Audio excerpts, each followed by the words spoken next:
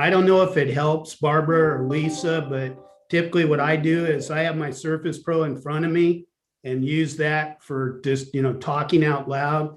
And then on my main computer, I had just have the PDF packet open so I can look at those. But I realize you got to jump back and forth, but that's just a suggestion. Maybe it's got something else. I usually do that, but there was no board packet to this. There was just an agenda. I didn't get anything else ahead of time. Yeah. So the only way I can see stuff is in the live presentation Yeah, today. it's going to be a live slideshow. You're right. So yeah, I don't know so no options today. Yeah, you're right. Yeah, because usually I do it the other way, but we weren't that's not an option for today.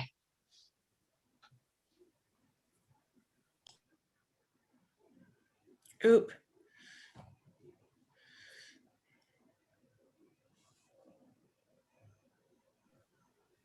Morning, everybody.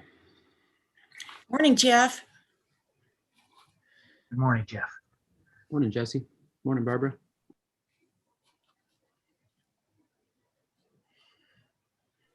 Morning, Mr. Ron. Morning. Oh.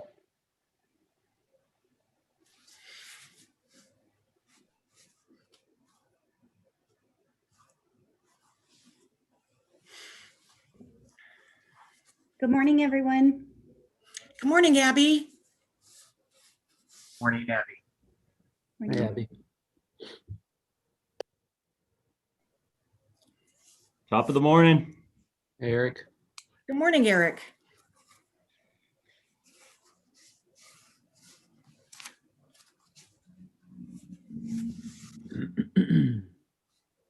Mr. Glenn. Good morning, Glenn's here. Morning, everybody. Good morning, Glenn. Yeah, good morning. Good to see everybody. Great. Good morning. Good morning. Right on time.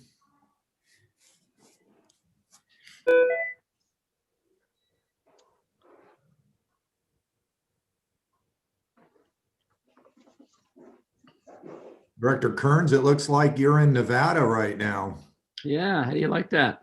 Finally figured out how to plug in a photo in my Zoom profile. And I take it that's probably a sunrise. Yes, it is. Looking east right from our place out there. Beautiful. I hope no one has any cat filters, shows up with a cat filter on. I don't know if anybody saw that, but that was funny. Yeah, I saw that.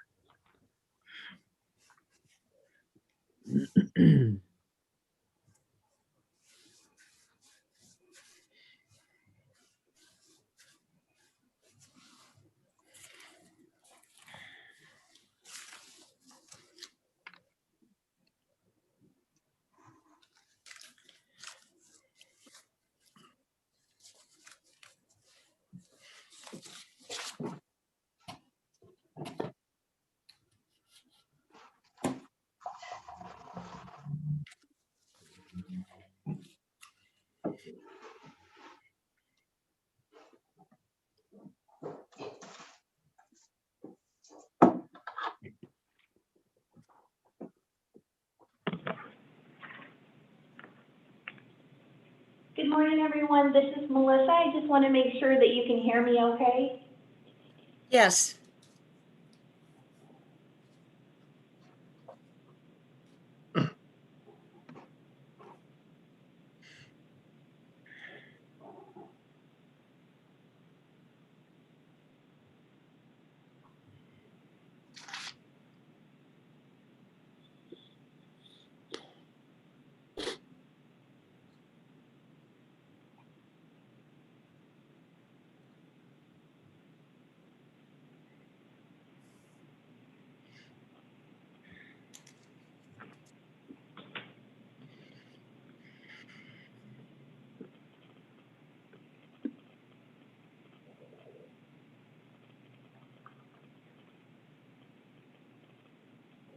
Okay, President Balin, we're ready to go. It's 10 a.m. if you would like to call the meeting to order.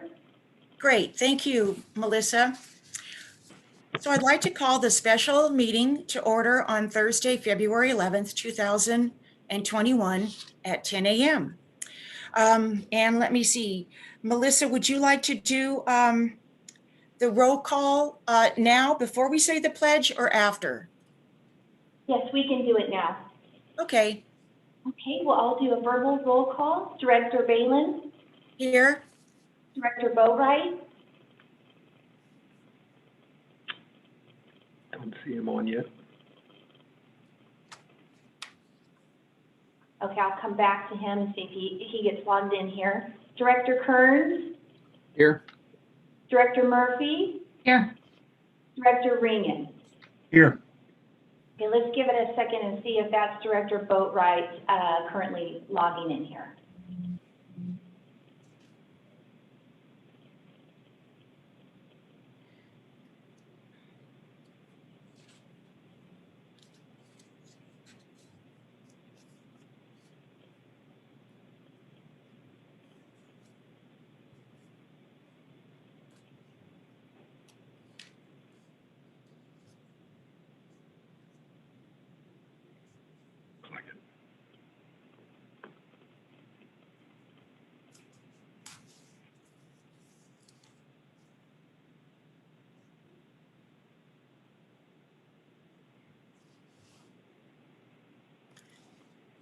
looks like someone's trying.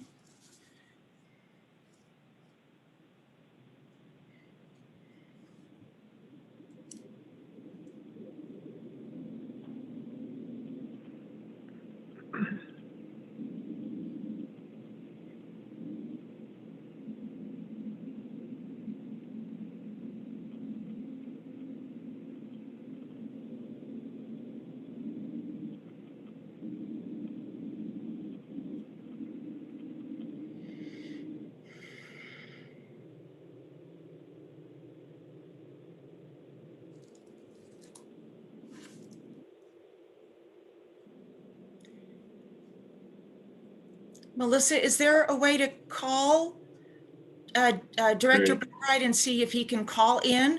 He's coming on now. He's, President Balin, he's just getting logged in now. We saw him, his name has appeared on the screen. Thank you.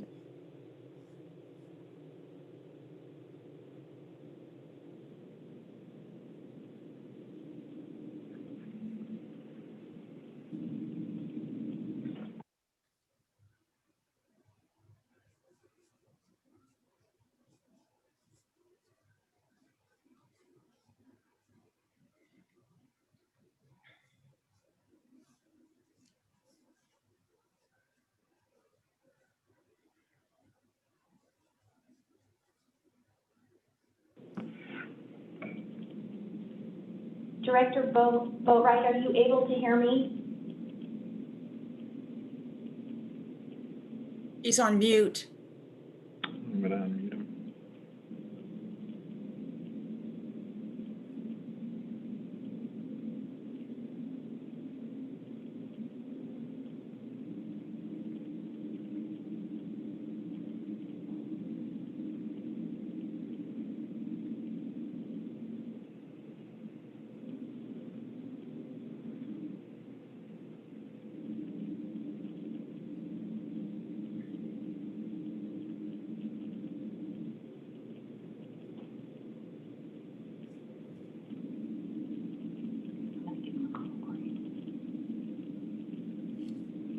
All right, can anybody hear me now?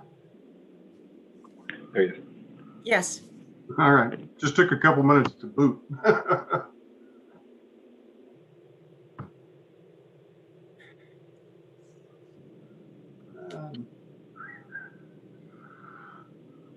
Oh.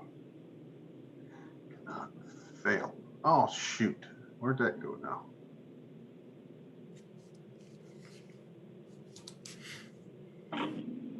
Yeah, it says something about my video is not booting up right now. I'll continue to look into it.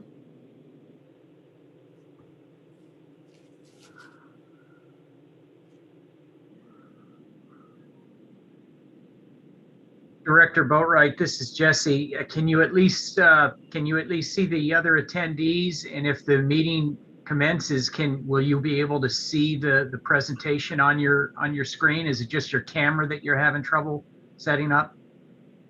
Yes, Jesse, that is correct. I can hear everyone and see the rest of the directors. For some reason, the Wi-Fi or the connection must be running slow.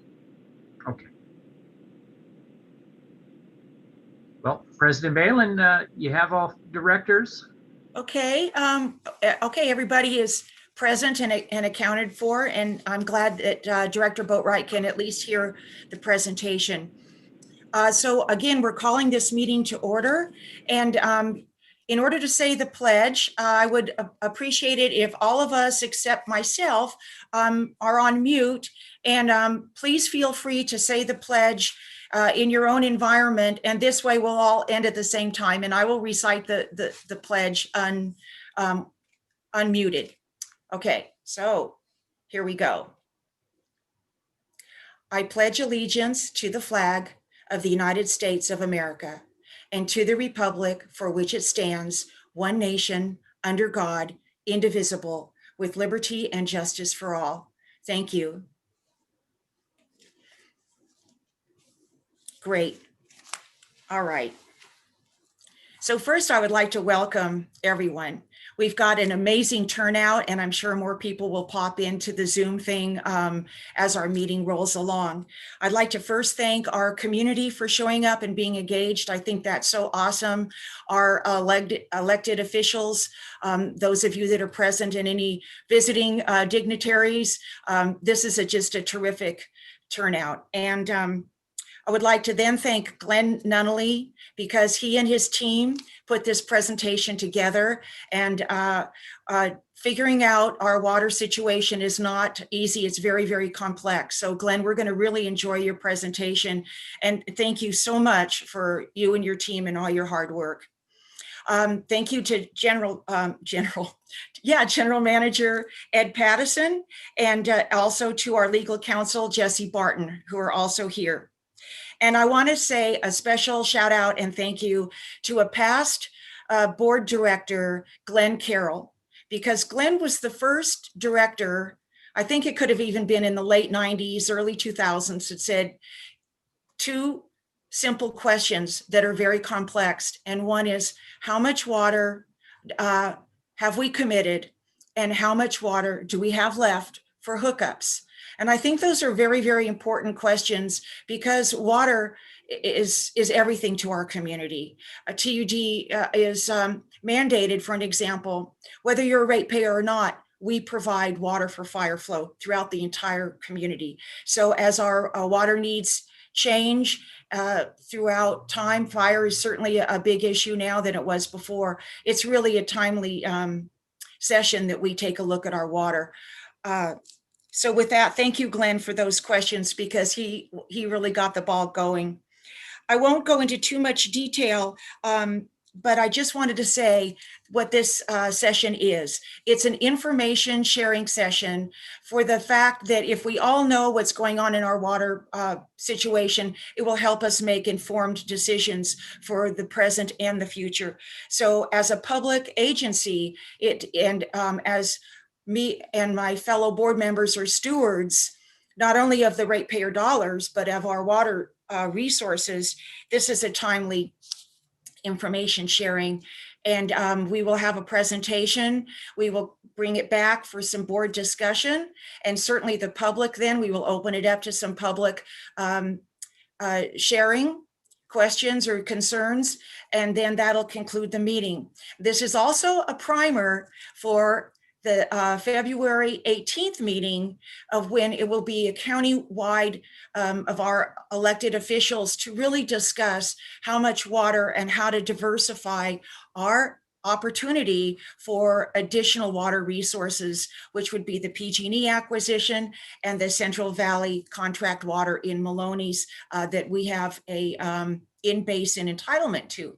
It's not free, but yet it would diversify our water portfolio in our county, make us a player with senior water rights, and diversify our water portfolio. So that's on the 18th. And I think I've got everything covered. So with that, I will turn it over to Glenn, staff, and thank you. President Bailey, we did not do the public forum. Thank you, Melissa. I'm sorry. We did not do the public forum. Okay.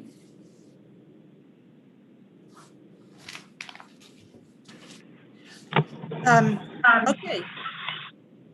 So thank you very much. I just got a little bit ahead of myself there.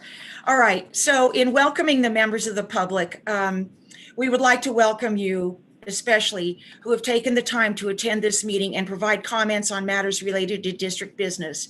Any member of the public may address the board relating to any matter within the district's jurisdiction. This need not be related to any item on the agenda. However, the board cannot act on an item unless it was noticed on the agenda. Persons speaking during the public comment will be limited to 5 minutes, or depending on the number of persons wishing to speak, it may be reduced to allow all members of the public the opportunity to address the board.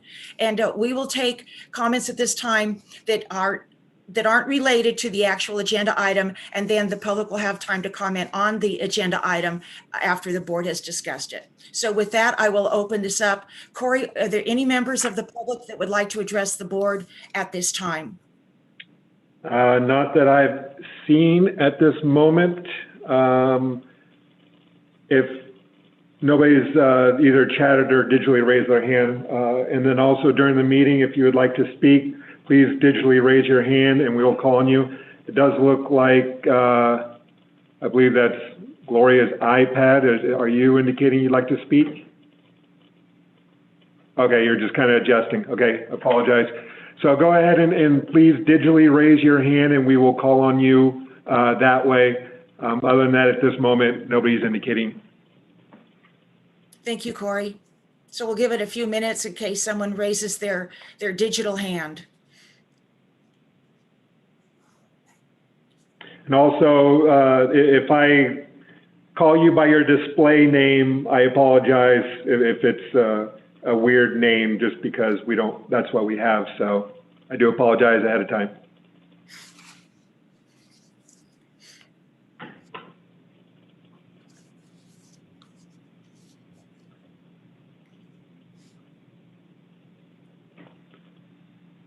Still no indications at this moment. Okay, well, there'll be an opportunity after this. So why don't we then close the public forum? And again, thank you. I apologize for getting ahead of myself. I am very excited about this workshop. So now we'll bring it into regular business. And Melissa, would you like to recite the regular business?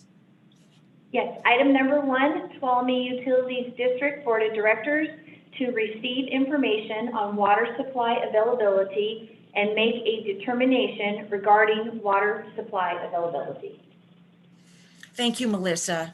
And with that, Glenn, would you like to start the presentation? Sure. Thank you. I'm going to launch and share the PowerPoint screen. So let me try this. Share. Okay, so the question is, can you see the PowerPoint slide? Yes, sir. Okay. We can see the whole desktop, Glenn. Excuse me? We can see the whole desktop. Oh, okay. Let me stop share. Let me try a new share. And share PowerPoint. Just the PowerPoint. How's that? There you go, much better. There you go. Okay, great. You probably didn't want to see all my boring icons on that one. So, okay, thank you. So I have a water supply presentation. And what I'd like to do is to go ahead and step through all of the slides because I have about 14, 15 slides. And if questions pop up, it'd be good to hold them because there's a chance that your question may be answered somewhere further down in the presentation. I have it set up to walk through to give everybody an overview of what I have to say, and then we'll go from there. So the first slide I have here. Hold on, let me click here. So, okay, so this is my first slide. This is a quick update of our water supply status for now. And so as the previous update, things are looking pretty dry. Right now, there is about 50% of the April 1st peak snow amount right now in the Central Sierra region. And that is consistent also with the snowpack is measured at the Lower Relief Valley Snow Station, which PG&E uses. And we've correlated quite well and through PG&E an amount of snow to amount of runoff. And right now it's about a 72% of normal for this time of year in snowpack. So it's still pretty dry. However, this is enough water to fill the reservoirs. So that's kind of the first hurdle in each year. Will the reservoirs fill? And yes, yeah, and it would be nice to have a little more surety of this as we roll into December and January. And as it stands, we kind of waited until late January, February to see the snowpack. Right now, Pinecrest is about 3,000 acre feet, 43% of average, 16% of capacity. That's fine, it fills with the amount of snow we have now. Lion Storage is about 1,600 acre feet, 29% of capacity. And we're starting to see inflow into that reservoir. So everything's good. And we still have yet to see how the water year will roll out. It may still prove to be fairly dry, and but we don't know. But it's looking pretty good. It seems to be having some active weather patterns right now. In fact, we should have rain today. Yeah, February, March, and even into April, we see precipitation. I can remember a foot of snow in Sonora in April out of my deck. We got more to go. Okay, in this presentation, quick review. I have a map of the system that I'll show and talk and describe how the system works. I'll have a slide or two on water supply, and we'll discuss that briefly. Discuss briefly the unimproved parcels that we have existing now. I'll step into demand and remaining supply, and then I'll discuss the assumptions in our demand, and also finish up with the past demands and trends for the district. I'll move to the next slide. Okay, here's the map of the system. Some of you may have seen this. The TUD surface water supply is provided through a 1983 contract with PG&E. Water is routed to TUD through PG&E owned facilities, including the Lions Reservoir, Pinecrest Lake, the main Tuolumne Canal, and the Phoenix Powerhouse. Now hopefully you can see my cursor. So you have Pinecrest Lake is up here. The outline of the watershed is existing there. You have Lions Reservoir here.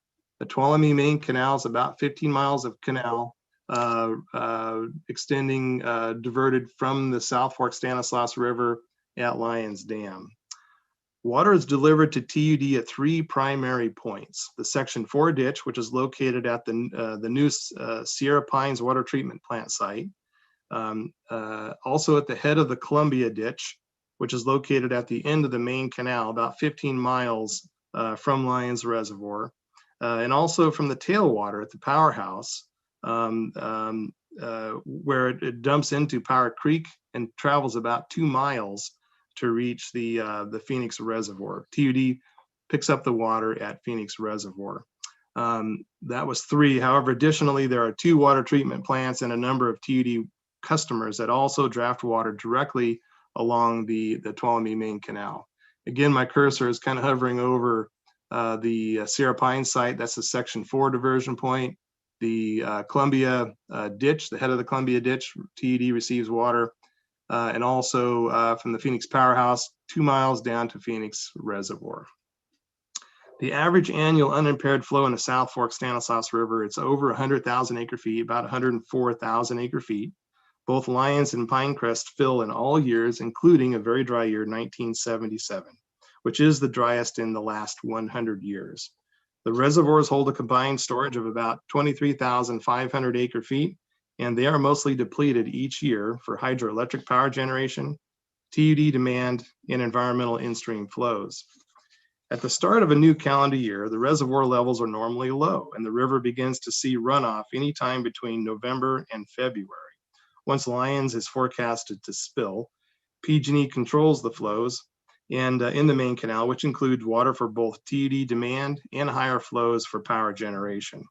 After the end of spill, PG&E sets the main canal flows to just meet the TUD demand.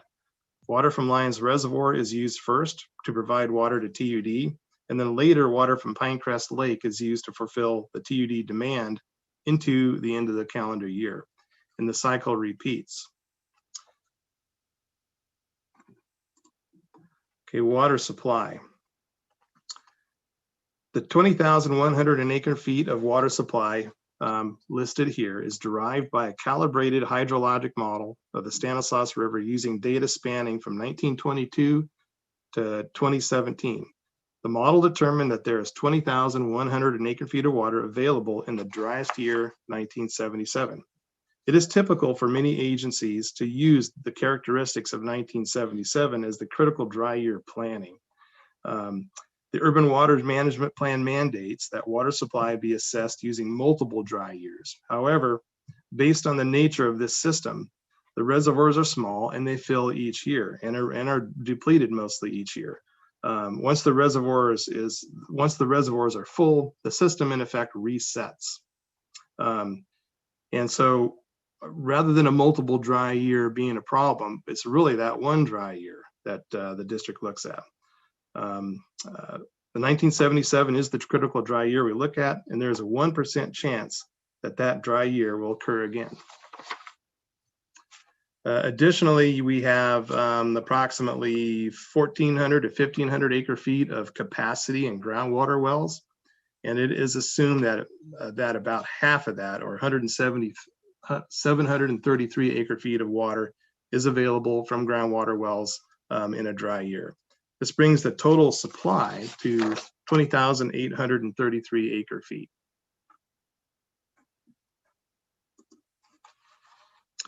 The demand. The surface water demand was assessed as the amount of flow in the main canal needed to meet the TUD demand for the year. PG&E normally operates the main canal at higher flows than needed to meet TUD demand during spill periods. These periods are when the reservoirs are actively spilling or forecasted to spill. So the flows necessary to meet TUD demand during spill periods is estimated based on other dry years where excess water was not flowing. These flows occur in December through March and are typically in the 15 to 17 cubic feet per second range and occur before irrigation season starts in April. At the end of spill around July 1st, sometimes earlier and sometimes later, when the spring flows have dropped off, the main canal flows are then set to match the TUD demand, typically in the 25 to 35 cubic feet per second range. The combined spill period flows estimates and the actual flows through the summer are then taken as the annual demand. Although the demand dropped off in 2014, it has settled back to just under 16,000 acre feet in the past few years. I listed as 16,000. Additionally, there's another 139 acre feet per year that is pumped from the TUD wells, the combined total wells located throughout the TUD facilities. Right now, the demand on the TUD system is 16,139 acre feet.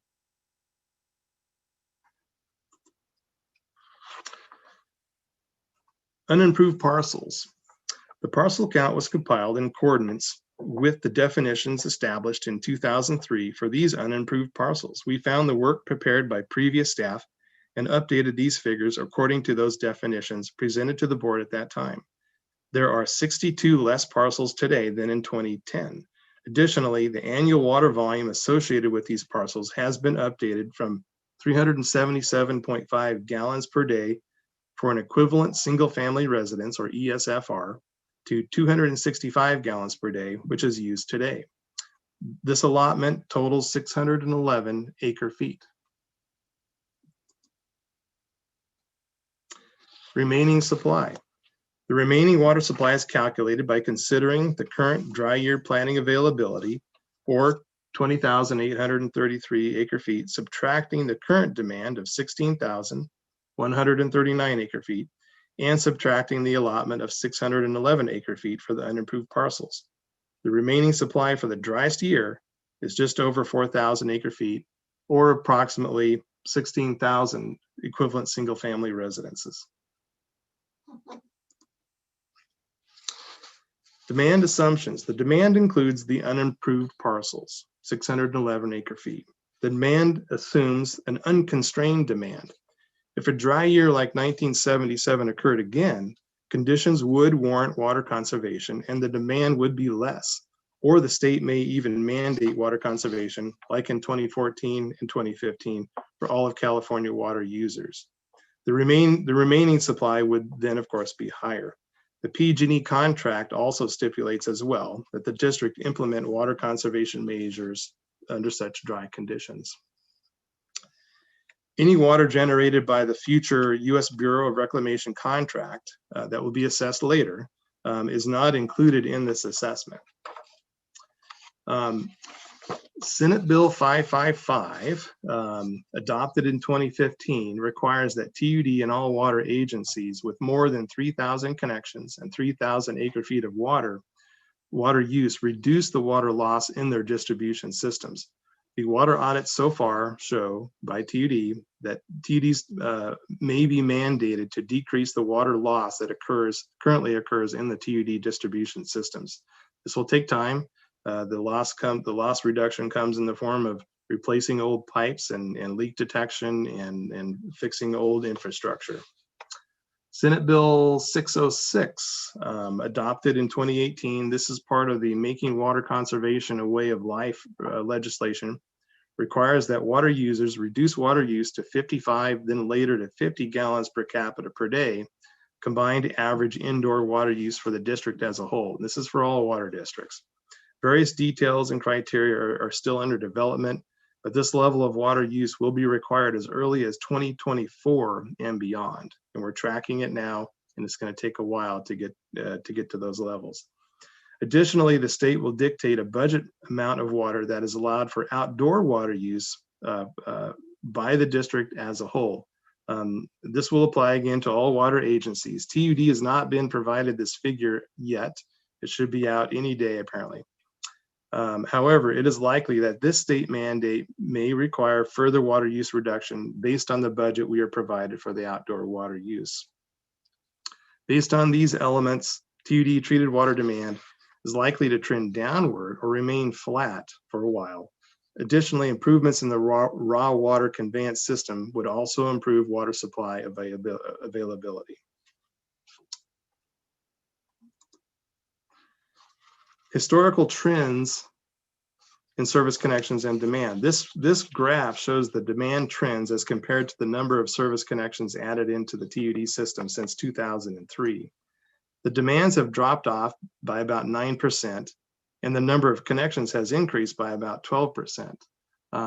If you can see my cursor, there's a sharp increase here between 2003 and 2007. This increase is based on acquisitions. So those demand figures were already in the system, so there wouldn't have been a demand increase from there. However, new connections occurred from 2007 to present. That's about a 3.5% increase over that span of time. However, the demand has trended down or remained flat. And that was about 500 new connections over that span of time. Next slide. The service area population. So I think I've heard comments made in the past. The population in Tuolumne County actually went down between 2010 and 2015. The Urban Water Management Plan directs the agencies to use the 2010 census in the 2015 Urban Water Management Plan update. And then it uses the 2015 census for the 2020 update.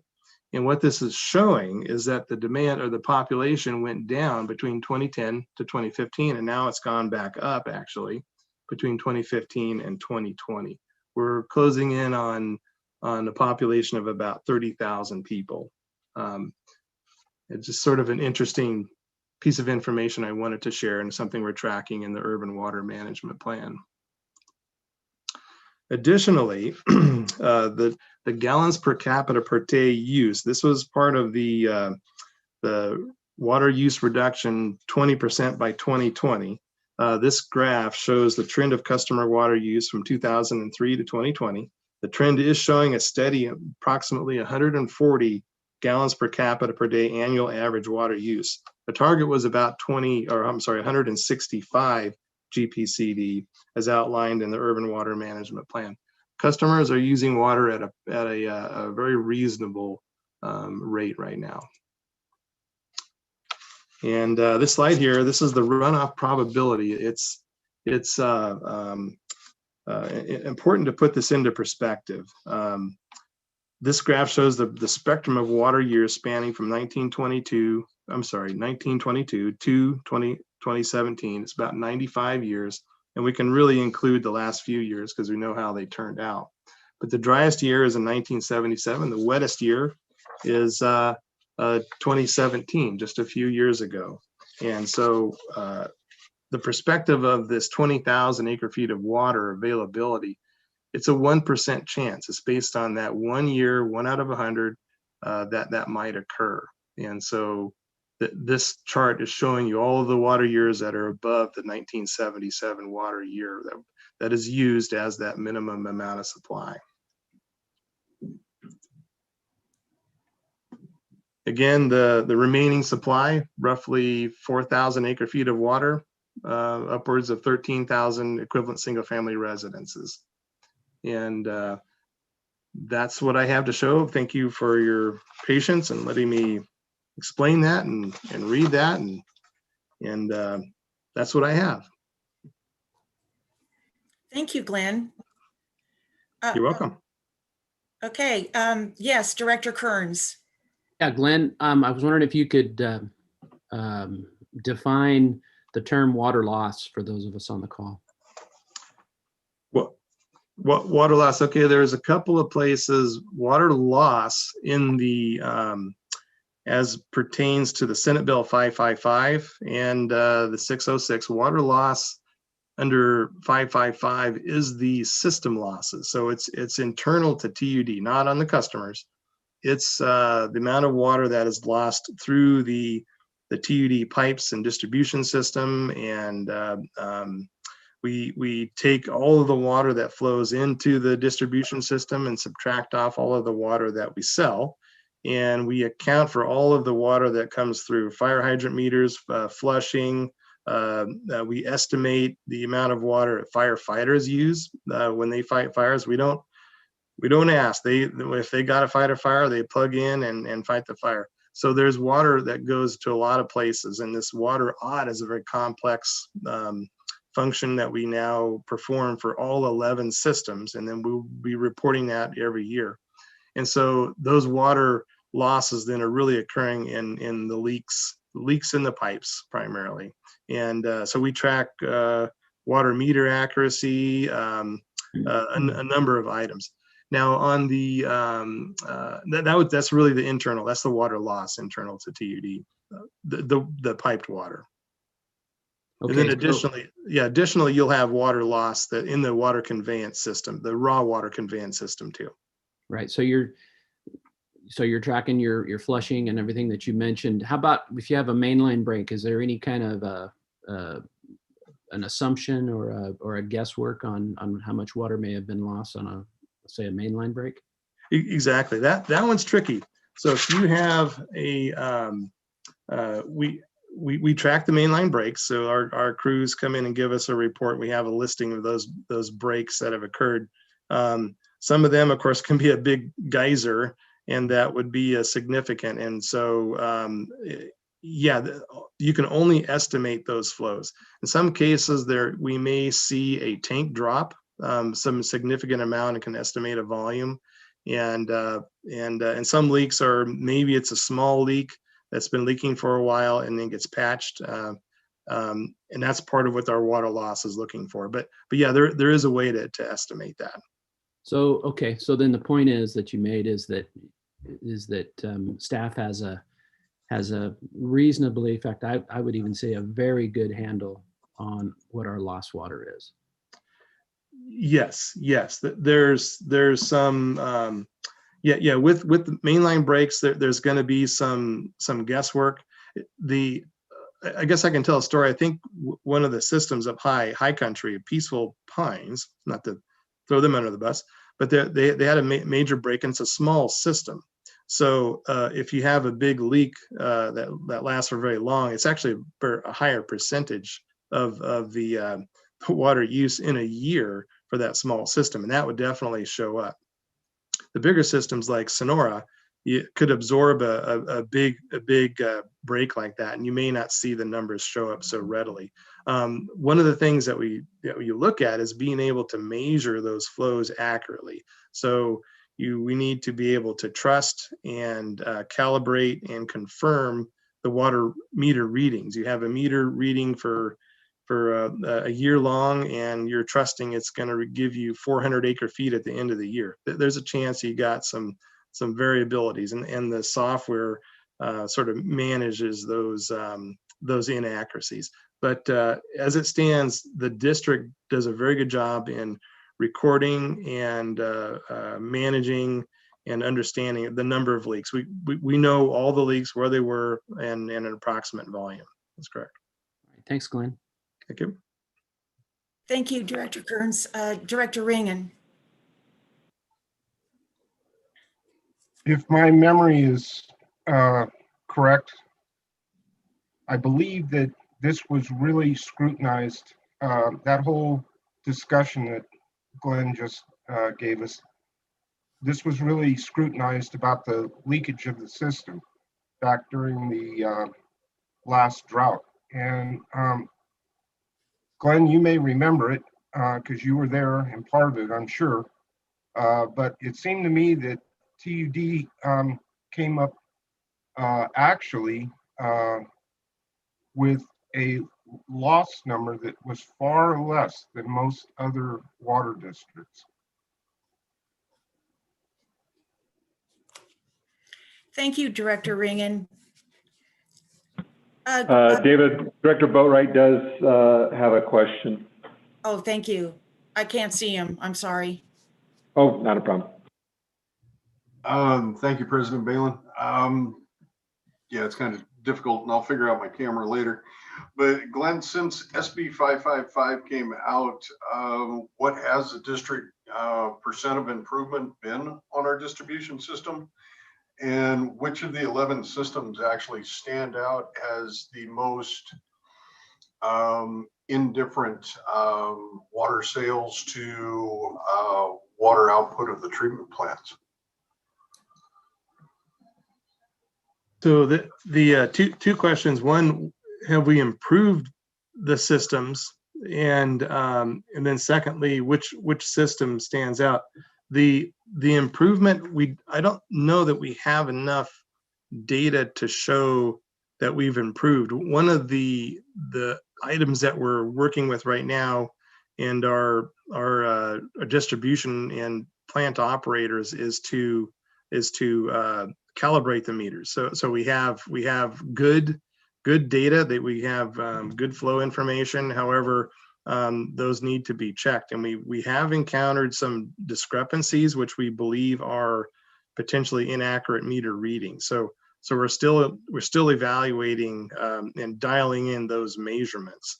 I think there's the Tuolumne system is one that we have some suspects in the meter readings, and part of it is how the meter is designed to operate. It's working correctly, but it's for higher flows, and we run really low flows at night.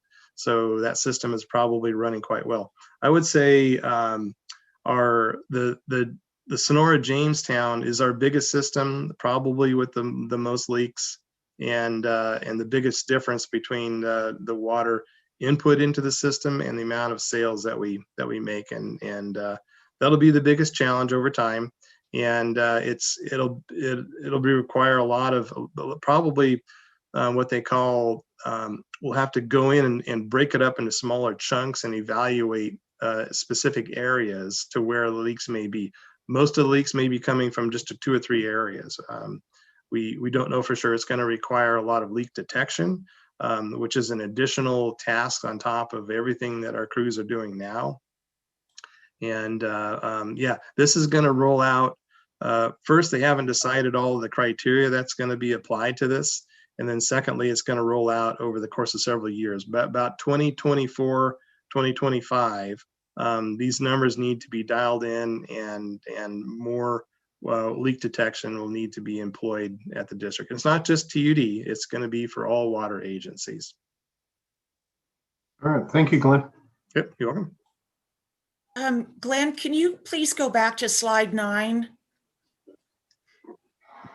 And then after that, we also have Director Murphy that does have a question. Oh, okay, thank you. Is this the slide? Okay. Yeah, I just have a comment to make.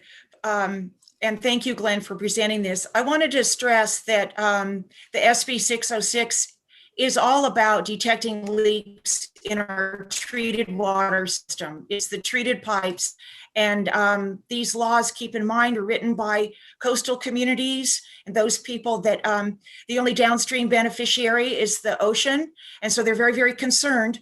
And they don't have a dual water system like we do. So this is pertaining to treated water. It doesn't really show up in the legislative record because hardly anybody else has a raw water, irrigation water system. But this is about leak detection in our treated distribution. And I believe Director Ringen commented that Don Perkins and Glenn and all the other crew have been really, really vigilant in monitoring these, our distribution pipes for treated water. We have way more pipe per capita than all the coastal communities and grid environments. And so this is really quite a challenge to tighten up the leaks. But I do think that we are within the range of normal leak, the amount of leaks. So at any rate, I just wanted to go back to this slide so that people can understand a little bit better that we're talking about treated water in the distribution systems when we're talking about efficiencies. And okay, so Director Murphy, you had a question. I, true to form, have many questions. So I have two areas of questions. One is very specific, and that is just having to do with the fire hydrant that got hit, and just how do we, in a situation like that, how do we get alerted to that, and how long does that process take? And in that particular incident, how much water was spilled out of the system on that particular incident? Because that was kind of a fluke thing that we think a snowplow hit a fire hydrant that caused that water leak. And that's an unpredictable thing, so it wouldn't be captured in this. The other is in a different direction, and it has to do with why I was requesting more information on our water supply. And it's the hole that's still missing for me, which is I totally respect that the guidance is to look historically, but I feel like there's a big piece that's missing if you're not factoring in what the future holds with the predictions for climate change. And one of the resources I've been looking at is the UCLA Center for Climate Change report on the Sierra Nevadas that other water districts are utilizing, or at least I know Plumas is.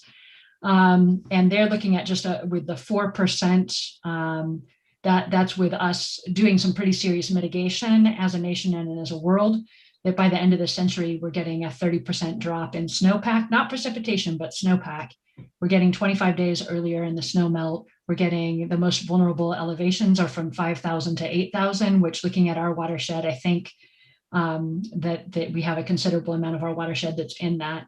When you're looking at more realistic without all that mitigation going in, and we've lost a lot of ground in the last not getting on top of this, 10 years ago.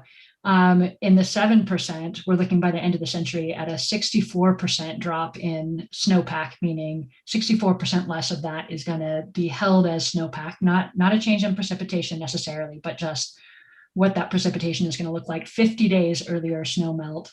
The elevations, again, the most vulnerable elevations being between 5,000 and 8,000 feet. And the idea that albedo becomes a big player when you start looking at snow melt, and wondering, like my questions before was, how is that going to affect our end of spell? How is that going to affect how the reservoirs, when the reservoirs get their water? When we're looking at the higher average nighttime temperatures, that snow melt is happening differently than it has historically. So even when we're looking at that water year of 1977, which was historically a major issue, a major dry year, the situation was very different.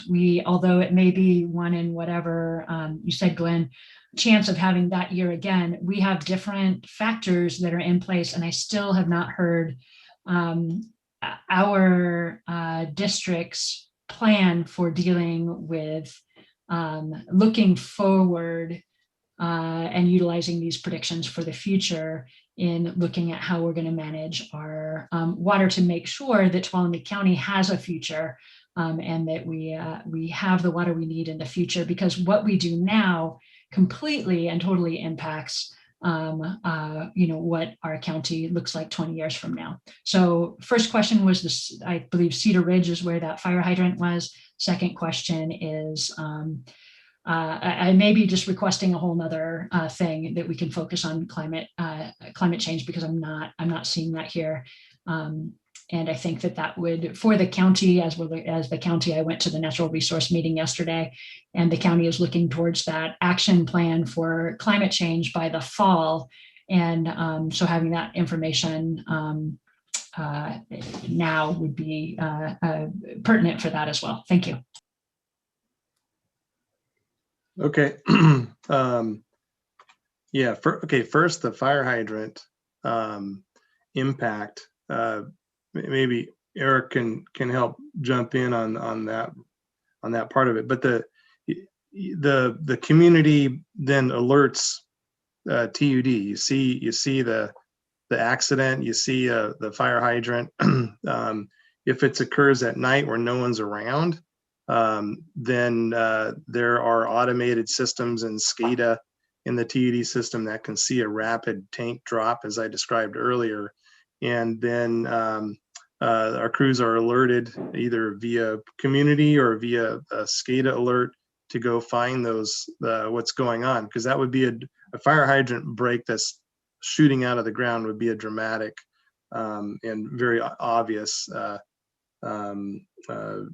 damage.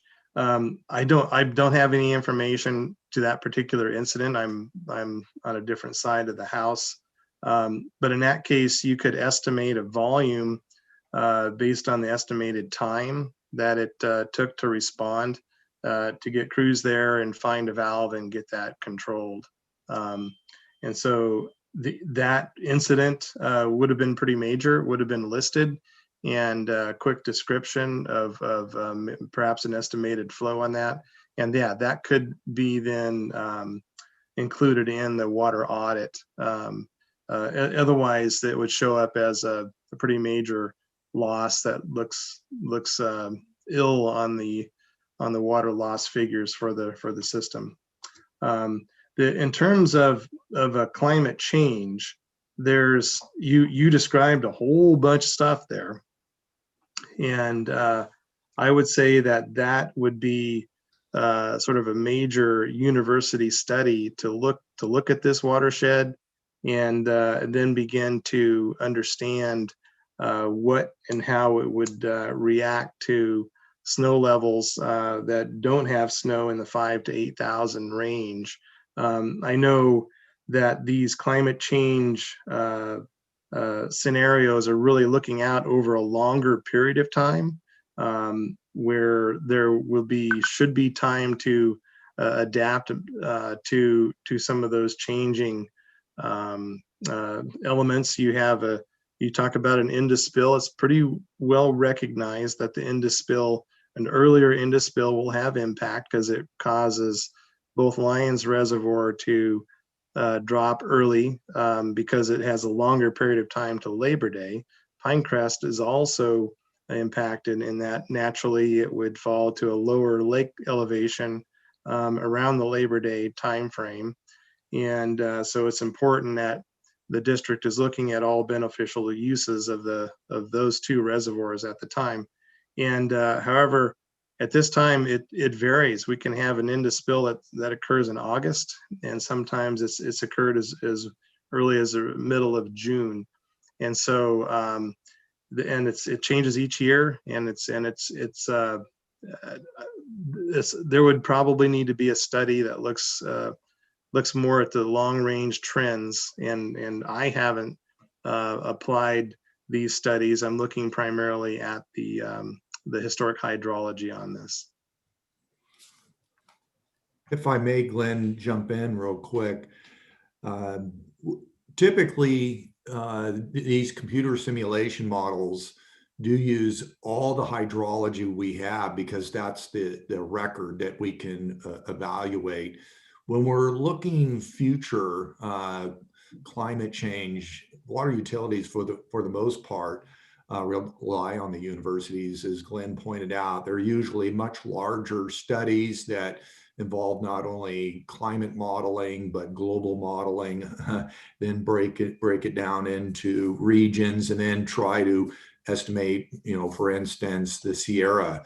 And as you pointed out, Director Murphy, those studies are out there, and a number of the watersheds are applying, but it's a very large Sierra-wide estimate, and I think there's not enough data to point out what the exact effect would be on South Fork Stanislaus. So right now, you threw out some real rough numbers in terms of the delay or the change from peak snow melt runoff from where it is now to it'll be occurring 30 days earlier. Those are the types of rough estimates that we're aware of, and whether it's a 10% effect or 20% effect, what TUD staff has been talking about is really diversifying our water supplies and our diversion points. So whether it's climate change or emergencies or catastrophic failures of a system,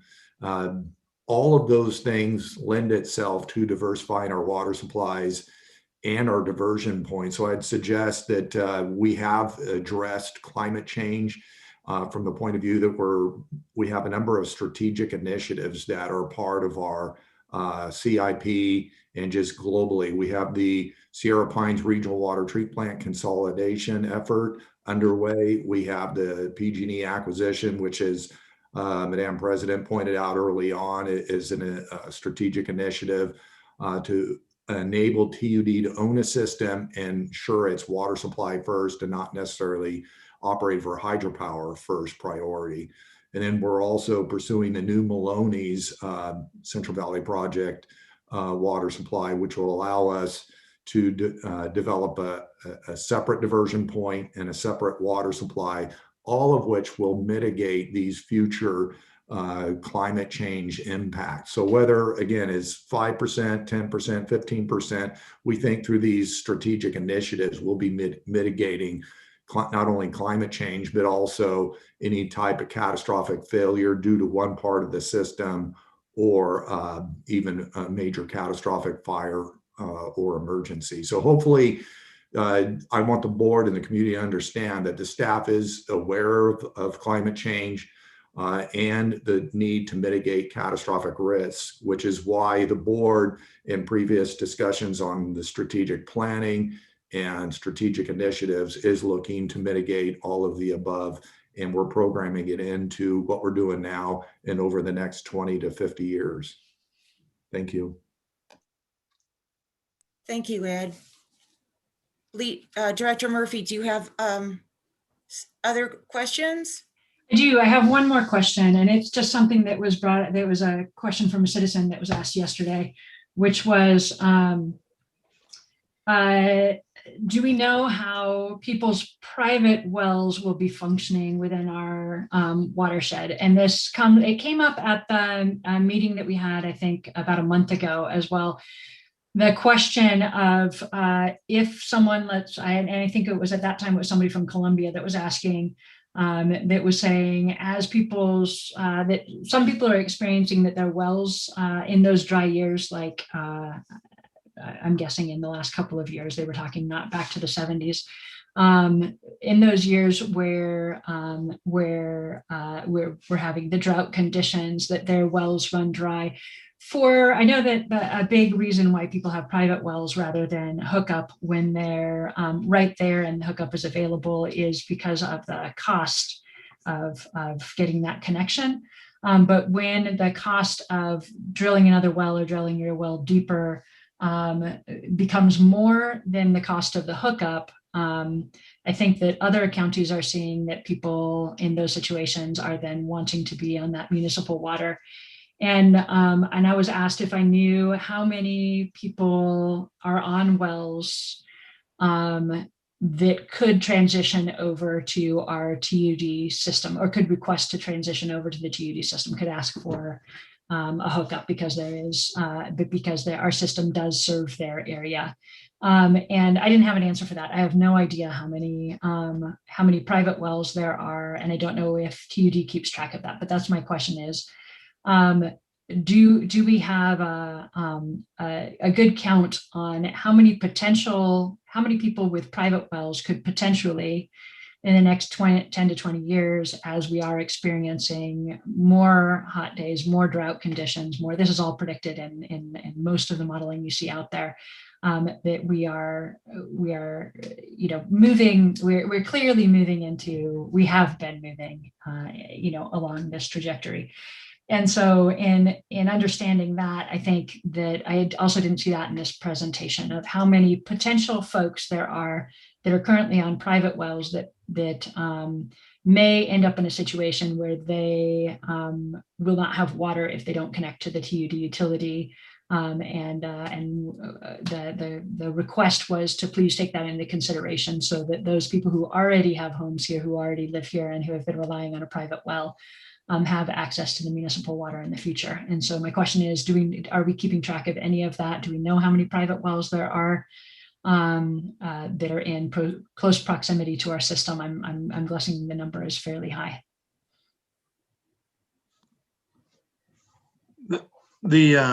The number of wells, I don't have that immediately at hand, but I believe we've done some studies looking at the wells, well logs, sort of a count of well logs. We haven't done a comprehensive study of those wells and parcels that are likely occupied and actively using, and then in close proximity to TUD. That would be something we would need to compile. Eric could maybe jump in and help too. In the 2014-2015 timeframe, I do know that there was a major effort because there were a number of wells that went dry in that time frame and were having water trucked to their homes. And TUD, through a grant-funded project, was able to run a major mainline extension, I think down towards the Jamestown area, and served water to homes whose wells had gone dry, or either very poor water quality or diminished in capacity. So the district was certainly picked up those homes and provided water to the wells that had gone dry. But no, we would have to research the total number of wells and do some sort of a GIS analysis to confirm that. Glenn, I can elaborate a little bit on Director Murphy's question. Correct, we don't have that exact number. I think, you touched on an interesting point, which is the economics. When does it make sense to connect to the public water main? And we know what our capacity fee is. It's, in the neighborhood of $7,000. And then we know generally what it costs to extend a water main. Just to use round numbers, $100 a foot is a reasonable number, assuming you're not in pavement or anything like that. But to cut to the chase, I think, those folks that are within 200-300 feet of a public water main may find it more cost effective to connect. But if they're farther out from there, it is kind of difficult financially unless they form an agreement with their neighbors, and it's certainly something that's happened in the past. But in terms of the latest drought, the county could really speak to the program that they administered for delivering water. And I can't remember exact numbers, probably 100 or 150 folks, I think, were on that program to get water deliveries. We connected 40 or 50 plus properties that had failing wells during that time period. And that was a grant funded project. So when you get grants, obviously the incentive is there for people to connect. But other than that, it's usually the economics that is the primary driver. Thank you. Thank you, Eric. Thank you, Director Murphy. I can't see if any other director has their hand up. Director Boatwright does have a question. Okay, thank you. Director Boatwright. Thank you, Director Balin. Question for Ed Pattison. The Maloney's diversion that we're working with DWR on, would that support our raw water customers as well? Or how far up in elevation on our system would raw water be able to be supplied through that diversion? Yes, so we have a number of staff that could probably speak volumes on that, but my knowledge of it is that it can serve both raw water to our raw water customers, and as well the Columbia Water Treatment Plant, the CAL FIRE air attack base. So it's a combination of raw and municipal water that it can serve, and that pipeline connects to what's the Shaw's Flat Divide, which serves a number of different downstream areas. And the value of that is that can offset Pinecrest Lions water for the upper elevation areas during time of drought or catastrophic failure. So it's a strategic asset, and one of the primary reasons we're pursuing the contract. TUD over the years has used that facility. We just don't have a current contract. So legally, we need to get the contract in place. But our staff does ensure that the pumps are in operation. They keep them maintained, and they're ready to go on a moment's notice. So I know it's an existing critical facility that we do maintain. Glenn, do you have any more detailed information about the downstream users? But just generally speaking, the Columbia Water Treatment Plant would derive water, the Columbia Air Attack Base, as well as our downstream ditch customers.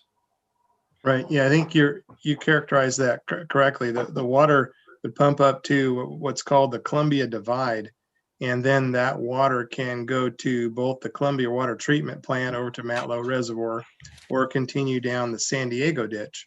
From the San Diego, it would serve those raw water users, goes to Columbia College, to that pipeline that can be passed over to the Shaw's Flat ditch, and then all the way down to the Table Mountain. So that can take quite a route.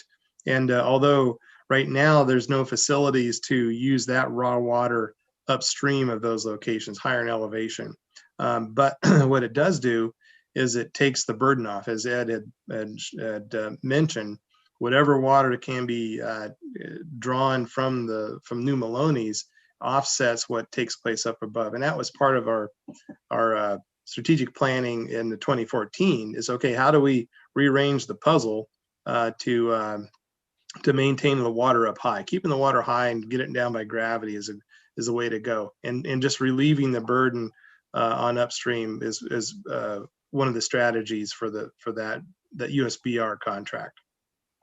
The other point I'll make, and this is something that staff's also talking about in our strategic planning and since then, and that is how we would connect the New Maloney system through Columbia to the Sonora system. That would pick up 2/3. So I think if I understand correctly, the number of connections we have in our raw water users for that Columbia system that Glenn just summarized in detail, that's about 25% of our total water demand. So it offset, if we were to use New Maloney's water, that would offset 25% and keep that at the higher elevation for gravity. If we were to connect the Columbia system to Sonora so that we could get that water to the new Sonora Regional Water Treatment Plant, that would, if I understand correctly, Eric, would offset about 70%. So it'd be a significant backup or water supply during an emergency or during a drought, but it would require a transmission line from Columbia to Sonora, and that's going to be a significant cost. So it needs to be carefully programmed. But as Director Murphy pointed out, with climate change occurring between now and over the next 50 years, decisions that we make now will have significant value in the future. And one of the reasons why we're looking at so many of these options in terms of water supply, diversion points, and infrastructure improvements so that we can mitigate these future uncertain effects, because climate change is definitely something that is occurring, but it's hard to nail down. Is it going to be a 10% effect, 15%, 20%? So since there's so much uncertainty, we need to be very cautious and conservative in how we approach the diversion of water supplies, diversion points, and the infrastructure projects that we're looking at to help mitigate this uncertainty. All right, thank you. Director Balin does have her hand up. Yeah, I figured out how to use the button. Thanks. Yes, I have about 3 questions. Glenn, is it okay to go back to slide 14, please? Glenn, you're sharing your desktop again. There you go. Yeah, thank you. Okay. Was it 14?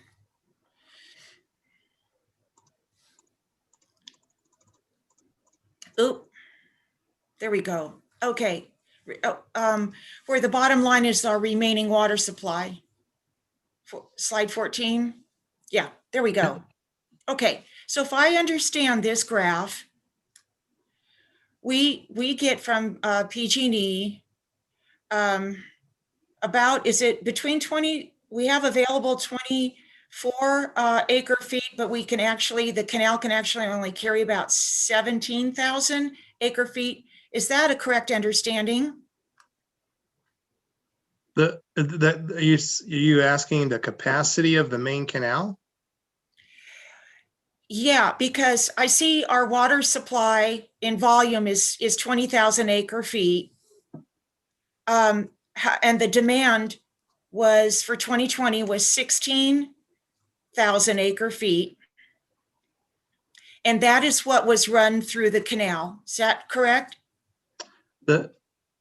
Partly that's the amount that TUD would need through the canal. The canal is operated higher than that, normally higher than that, because they're running additional volume and generating electric generation through the Phoenix powerhouse. So when there's a spill condition or a forecast to spill, then they bump up the main canal flows higher than what TUD needs. And so it is normal for the main canal to operate on the level of 20,000, maybe 22,000 each year.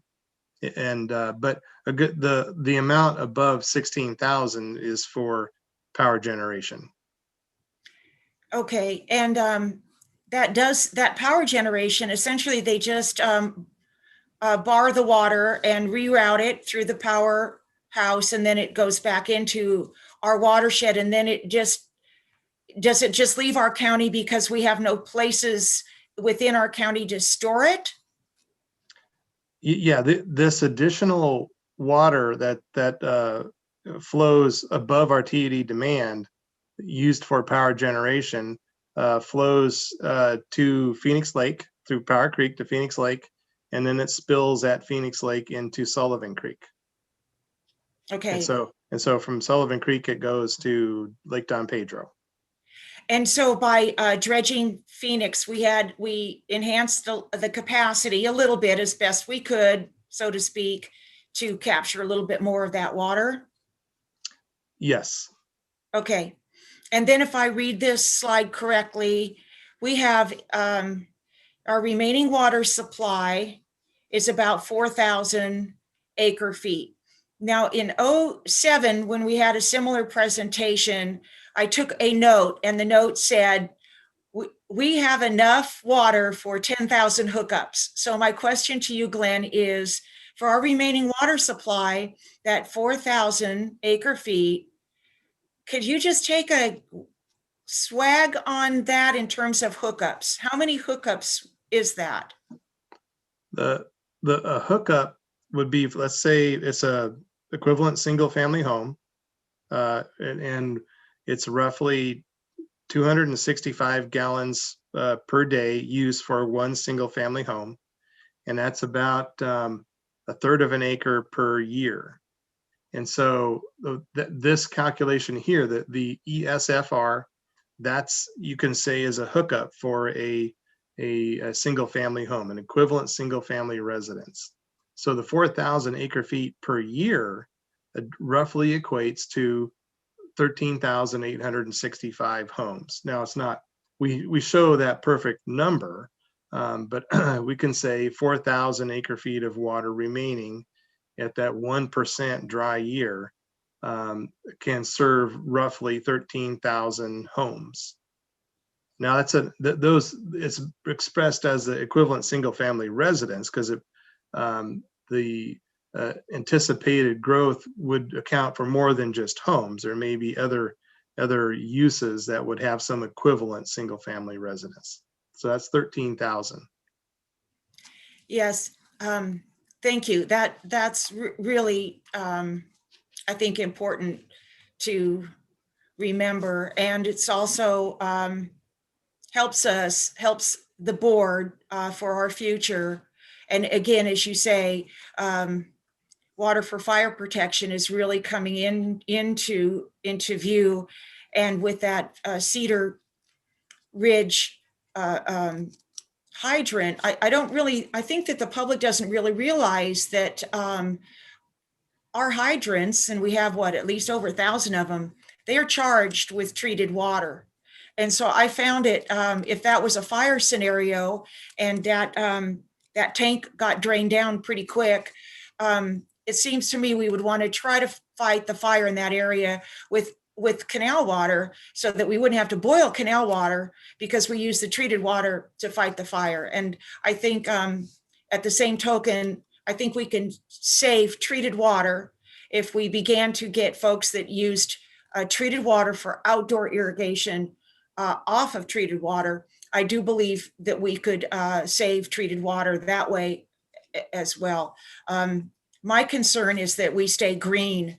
It's more than our communities. It's our landscape and our ambiance, and it's our ability to attract visitors. It's our agriculture. It's our future. So I think this information is amazing. I'm not trying to wrap it up here or anything, but I really appreciate this information because it helps us make informed decisions as we move into our February 18th workshop. So thank you. Yep.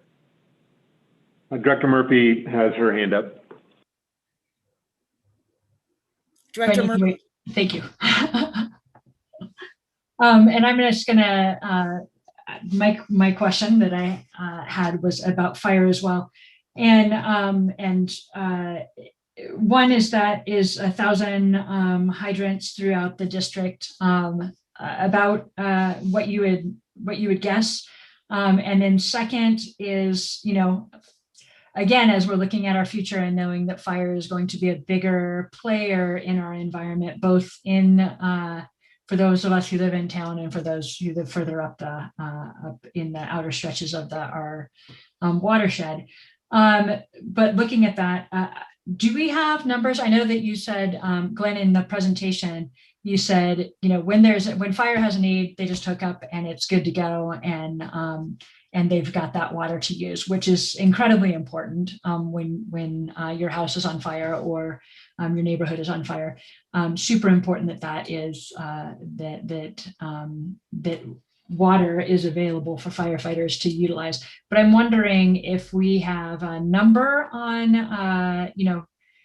how much water annually, like just even an average of how much water has annually been used out of fire hydrants for community protection. And then also just where we are at looking at, because all of these things, the question that we're asking on like, what is our water situation? As you guys all know, I mean, this is your profession, correct? Clearly, it has so many tendrils that it goes out into. So my question is, do we have a crew of folks who are looking at the use of raw water for fire water, and how we get that information, and what is the reality on a fire hydrant of how much water does it pump a minute or something like that, and just like those bits and pieces of what are we looking at for firefighting, because when we're making these estimates about the acre feet that are currently used by current known draws, from what you said about the when fire needs it, fire gets it, which makes total sense. Just puts that in as another wild card in there of how much water does our system hold for that, because we want to make sure that we do have that available. So that's my big tendril that I'm looking at the moment. Okay, first, I don't have an instant recall of the number of hydrants we have in our system. I'm sure Hey, Glenn, yes. this came up recently, and I think I checked into it, and I hope my memory's good here, Director Balin, because I know we talked about this, and I checked. It was over 2,100 hydrants within the TUD service area. And as long as I got the floor here, they are maintained and used not only for flushing, but if it's dry, we use wells. And we have cooperative agreements with our fire agencies for maintenance and measuring flow capacities in those hydrants, so that not only are those hydrants maintained and ready to go, but they know what flow capacity is available during kind of urban fire crises and emergencies. And then the fire water draft points has been a topic for a couple of years. We've had a workshop or two regarding this topic. We've had the CAL FIRE chief speak to the board.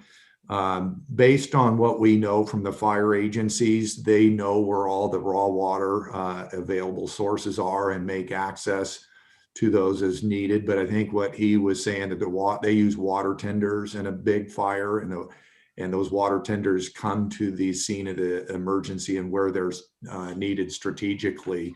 Nevertheless, we are interested in using raw water for fire.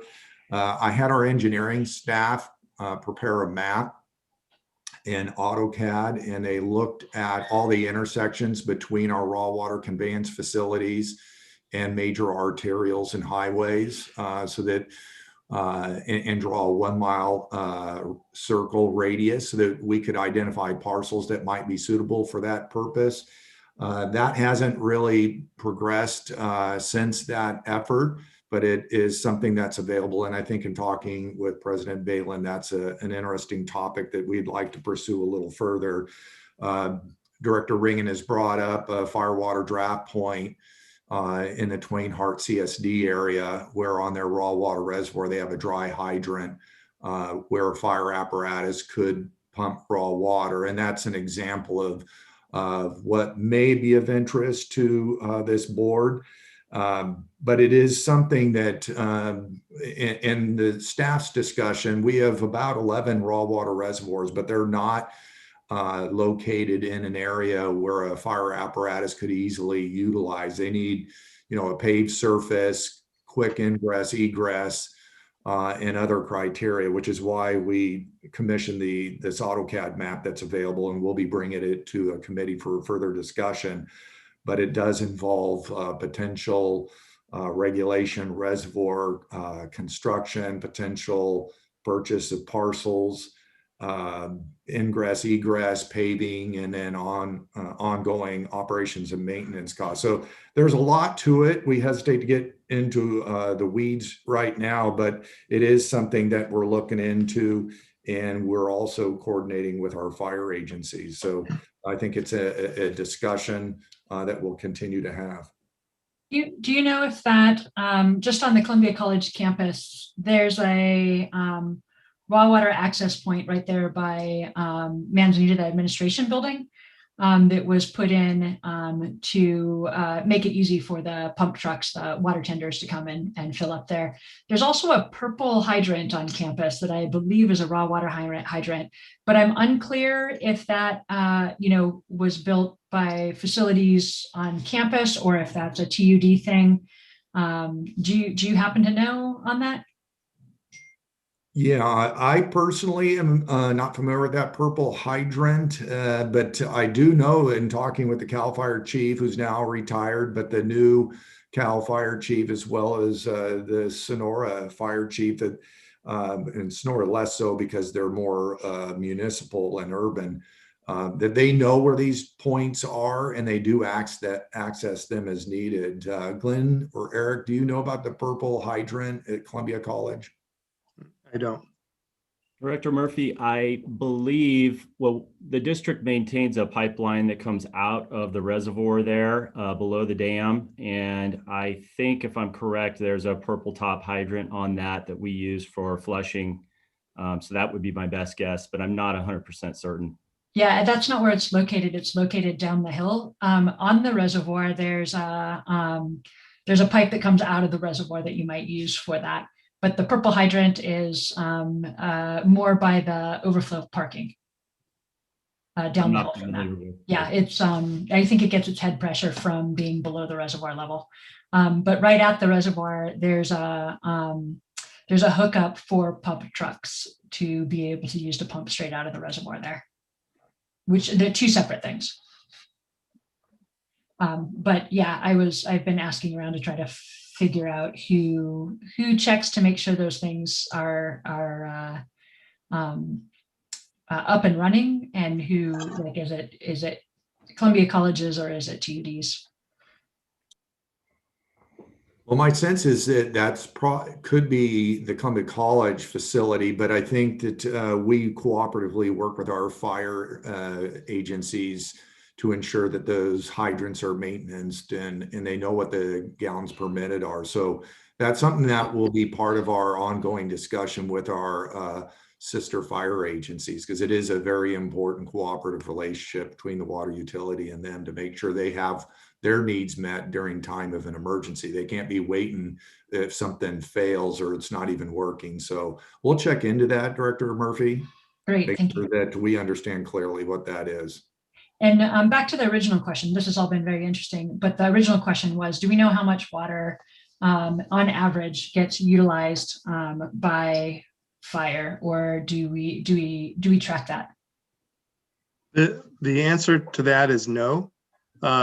We do reach out to the fire departments, and what in fact this is an element for the water audits to sort out where all the water goes.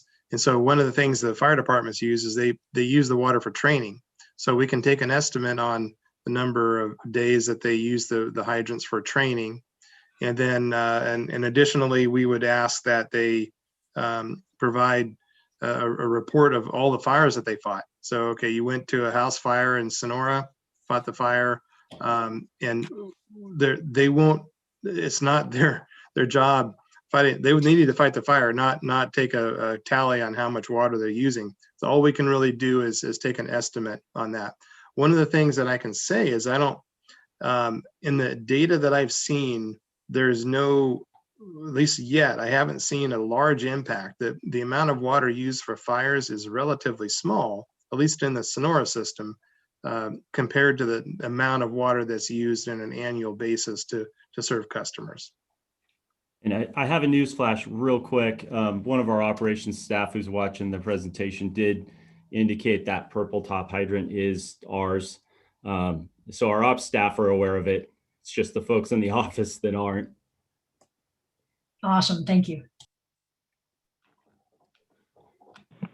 Barbara, Director Balin does have her hand up. Yes, thank you, Corey. A lot of us are watching the aftermath of the campfire up in the Paradise area because they've already been through this.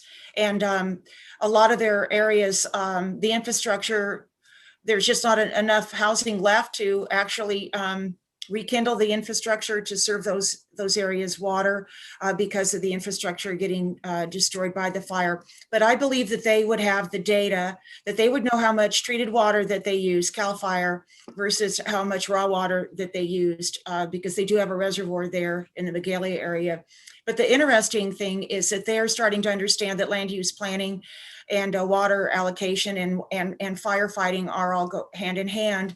And one of the things that came out of the Paradise study is a nature-based fire risk reduction resiliency model, which the report, I believe I passed out to the TUD board, because it's a smart use of fuel breaks. It's a combination of things, recognizing one size does not fit all when you're looking at fuel breaks, when you're looking at actually one of a kind historic districts like Columbia, certainly like downtown Sonora. And so for a future discussion regarding fire draft points, I believe that there's folks that do know this system, our water master, for an example, that could immediately send water down the Shaw's Flat ditch, right, open up that gate, get that water, raw water, through Sonora Creek. We've got 2 or 3 bridges on Beretta and on Stewart Street, down by the Lower Save Mart, down by the fairgrounds, that pumper trucks could be pumping right there and hitting that, because it's a non-renewable cultural resource, that district. Once it burns, it burns. And you can imagine we've got the same scenario in Columbia also. And so I do think it would using raw water would be cheaper than using treated water. But I would like to know from the campfire how much water CAL FIRE does know how much they use from the municipality, because if I'm not mistaken, they are supposed to keep track of it and actually reimburse the community. I don't know where I read that, but I know I read that somewhere. That's a kind of an unverified thing. No, you're correct, Barbara. They were supposed to reimburse the community for the treated water they use. I don't know if the college is reimbursing for the training for the treated water that they're using. And I'm hoping that they have exercises on how to use the raw water as well. So those are just comments, not so much questions, but to just direct perhaps staff to the Camp Fire and the Paradise area for calculating how much raw water and treated water they use to put out that fire. Director Ringen has his hand up. And Glenn, are we done with the presentation? So we go ahead and stop sharing, or do you want to leave it up for a little bit longer?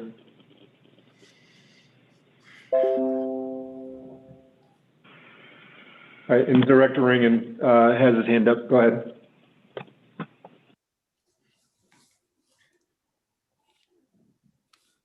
Let me get unmuted here.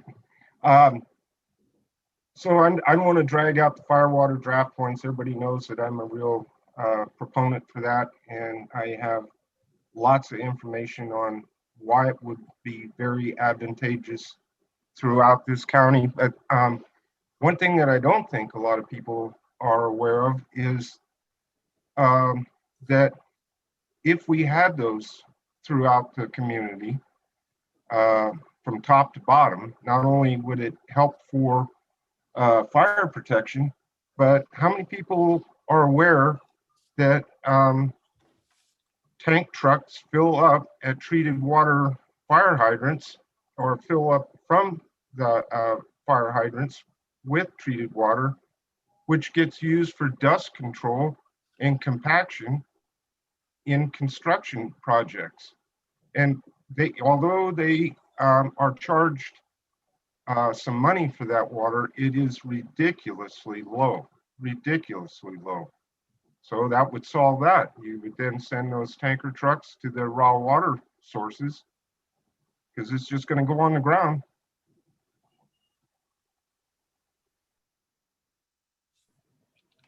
And Director Kearns has his hand up. Yeah, thank you, Corey. I just want to make a little comment here, and I certainly sympathize with President Balin's comments about using raw water for fire protection and training, and I think that's an excellent idea. However, with everybody on the call, I think it's important to let them know that why do we have hydrants on our treated water side? And the reason for that is, and Eric, you can jump in here if you want, but our network, our infrastructure network for the treated water side is vastly greater than it is for the raw water side. So our job is to provide water to homes, and that's where our treated water pipes go. They go everywhere in the county, and so that's why the hydrants are more prevalently on the treated water side. So I just think that's just an important point to get out there, so that somebody might say, well, yeah, hey, why don't you guys just go out there and throw some hydrants on some raw water pipes? Well, it's just a greater infrastructure on the treated water side. Thank you. Well, it's a regulatory condition and a permit condition for development as well.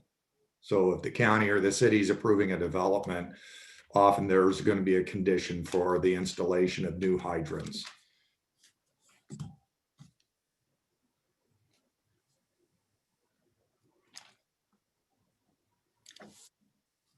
Good point, Director Kearns.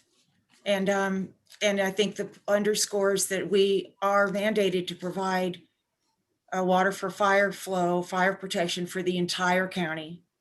Whether you're a TUD customer or not, we come through.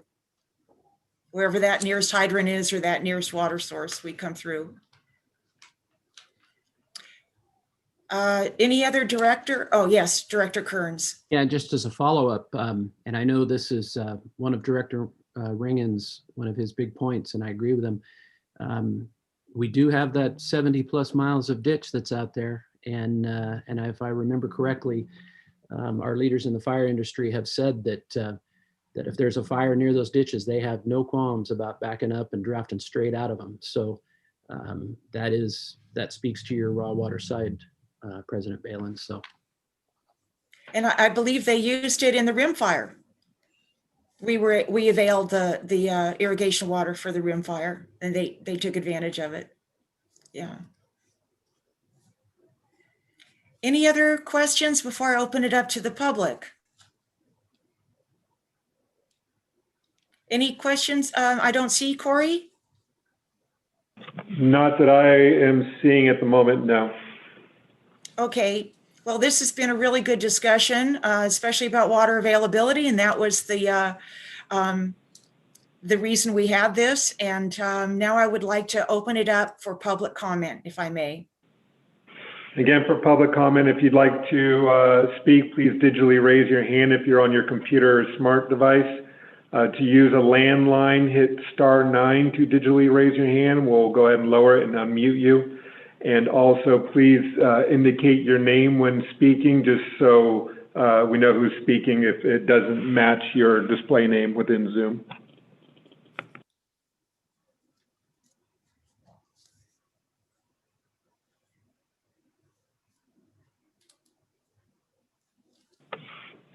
Any hands, Corey?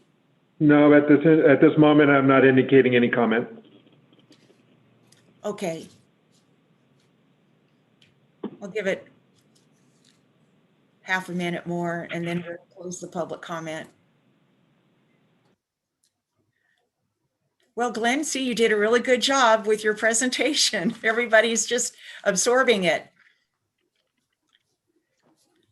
do Okay, the best I can. Thank you. okay. Seeing no public comment at this time.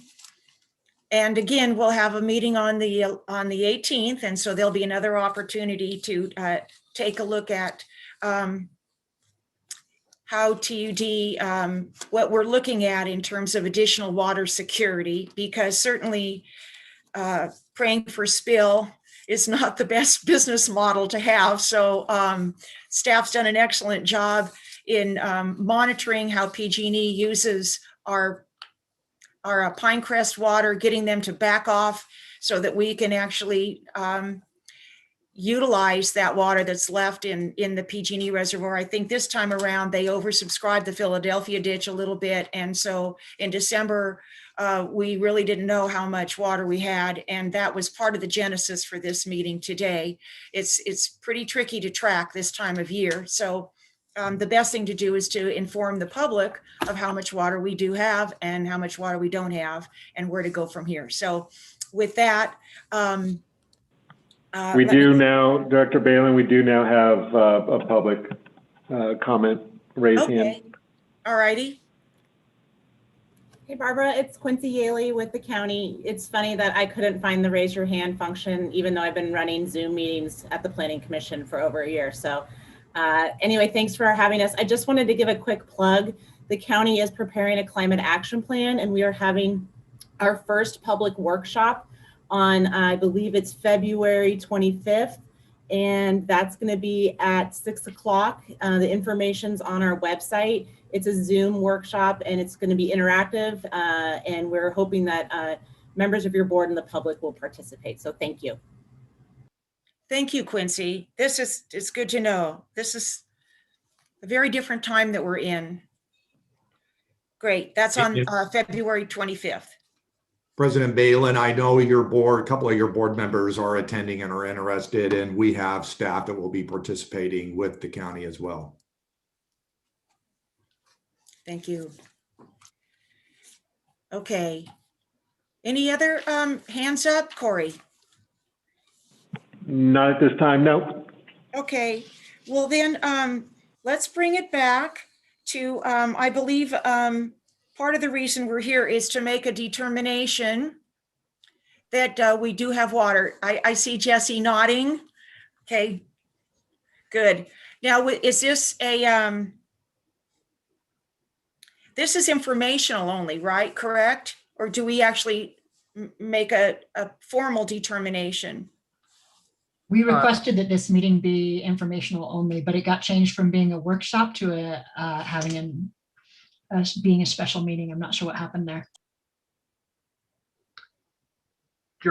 President Balin, when this meeting was originally discussed, the need for this meeting, it was several weeks ago, and the snow survey hadn't been completed, and it was significantly drier, and there was concern at that time expressed at one of the prior board meetings by numerous board members that there may not be adequate water available for new connections based on precipitation at that time. And so after discussing that with you, the staff has put this on the agenda to discuss whether or not, whether or not staff should continue to process new connections for the time being. This would not preclude, say, for example, it doesn't rain at all in the next 30 days. And the TUD board at that time may want to consider conservation measures if it gets extremely dry. I don't think the evidence is there to support that determination here, but I think staff would appreciate some clarity at this time that when somebody comes in for a connection, until the board makes another determination, whether they should continue to process that request for a connection business as usual. Yes. And I appreciate the business as usual and with caution, because according to the paper last night, we're still really in that 2014-15 place, which was basically a drought in terms of our precipitation. It said that was a drought year, and we're our last storm took us from near record low precip levels up to about where we were at this time during 2014-15, which was a drought year. So if we proceed, it is with that caveat that we're proceeding really cautiously. I just don't want to get into a rationing situation because we've overcommitted, but it sounds like we're okay for now.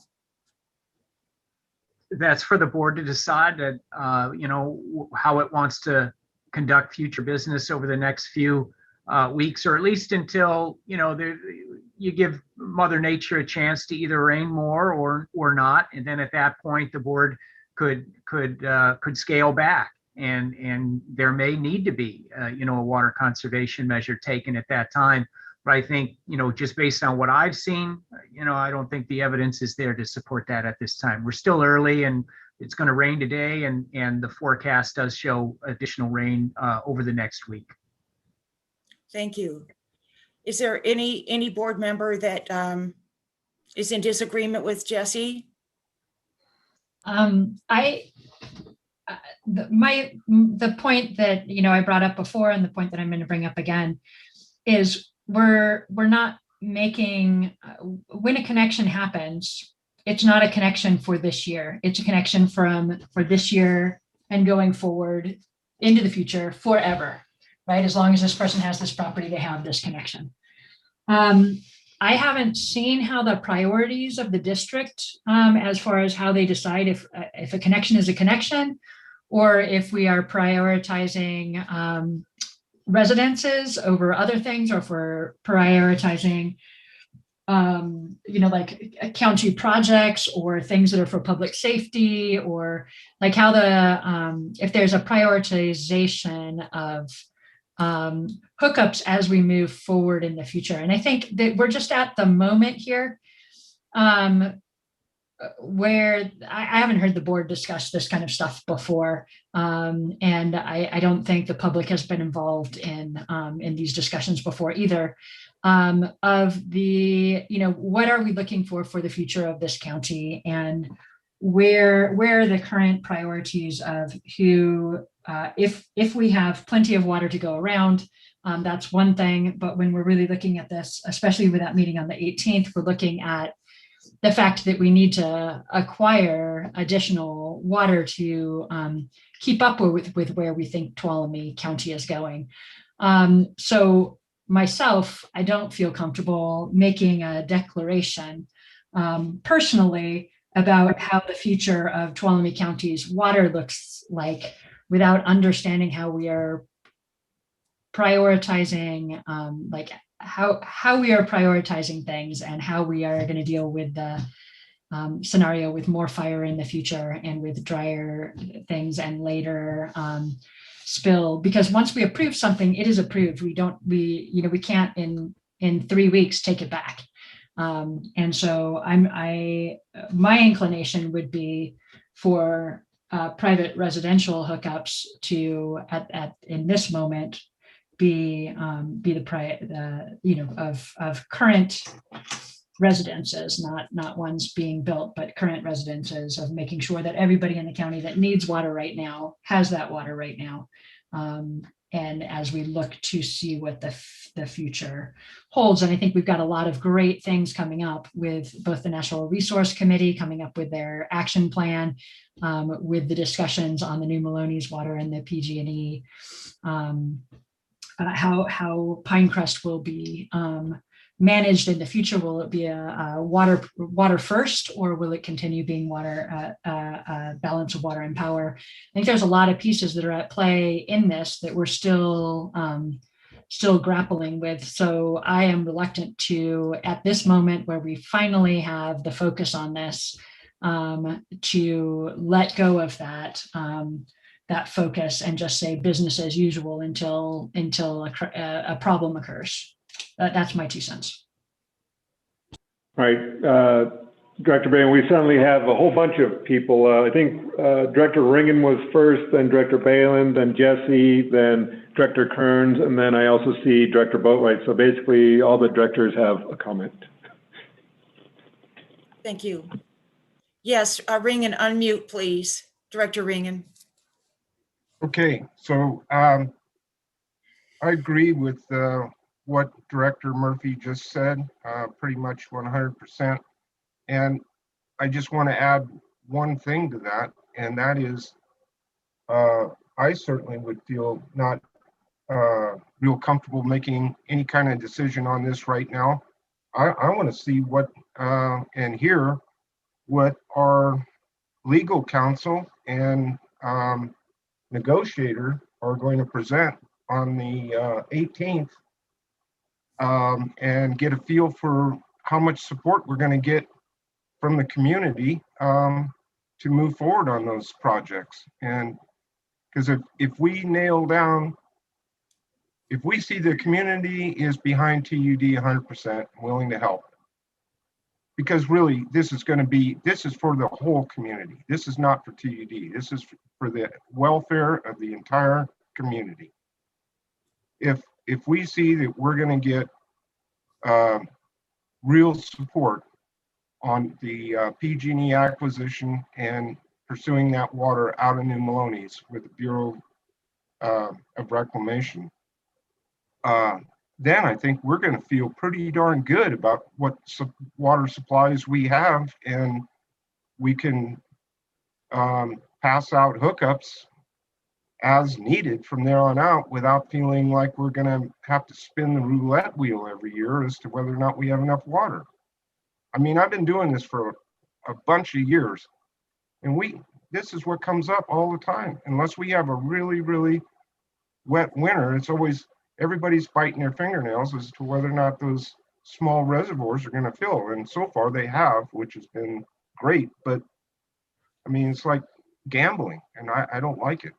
Especially, I don't like it for the existing ratepayers who've already paid the freight, and we need to make sure that they're taken care of first. That's all I got to say. Thank you, Director Ringen. I just wanted to chime in really quickly and say that makes sense. And the board will have an opportunity, and this is regarding Director Murphy's question. Yes, we really need to look at our water situation. How much water do we have for municipality and for industry and for healthcare and for agriculture? This coronavirus, I mean, I'm for as much local control over our resources as possible, and water is just one of them. I don't like it leaving our county. I want it to be put to use in our county. And so that's going to determine our urban water management plan direction, which is due in June 2021. In that plan, I'm hoping that in a committee, in the water committee, that we can really, really look at our future uses of this water. My goodness, we know how to conserve. This community is incredible in rationing itself and letting our lawns die, not watering our trees, and so they fall over, you know, when we get super saturated soil. You know, we need this water to stay here and work for us. And part of that is to identify water, how much water we want committed for fire, for the environment, for folks, for agricultural tourism, for tourism in general. This is our opportunity to really look at our water in accordance with the California Water Code of Beneficial Uses, which even includes recreation, fish, etc. And so with that, I agree.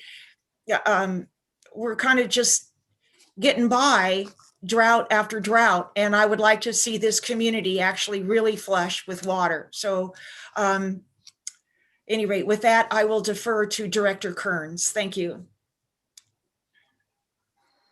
Thank you, President Balin. I just want to, I think it needs to be said here too, that you know, this came up here a couple of meetings back, and because we were having a dry December, just because we have just keep it in perspective. Just because we have a dry December does not a season make.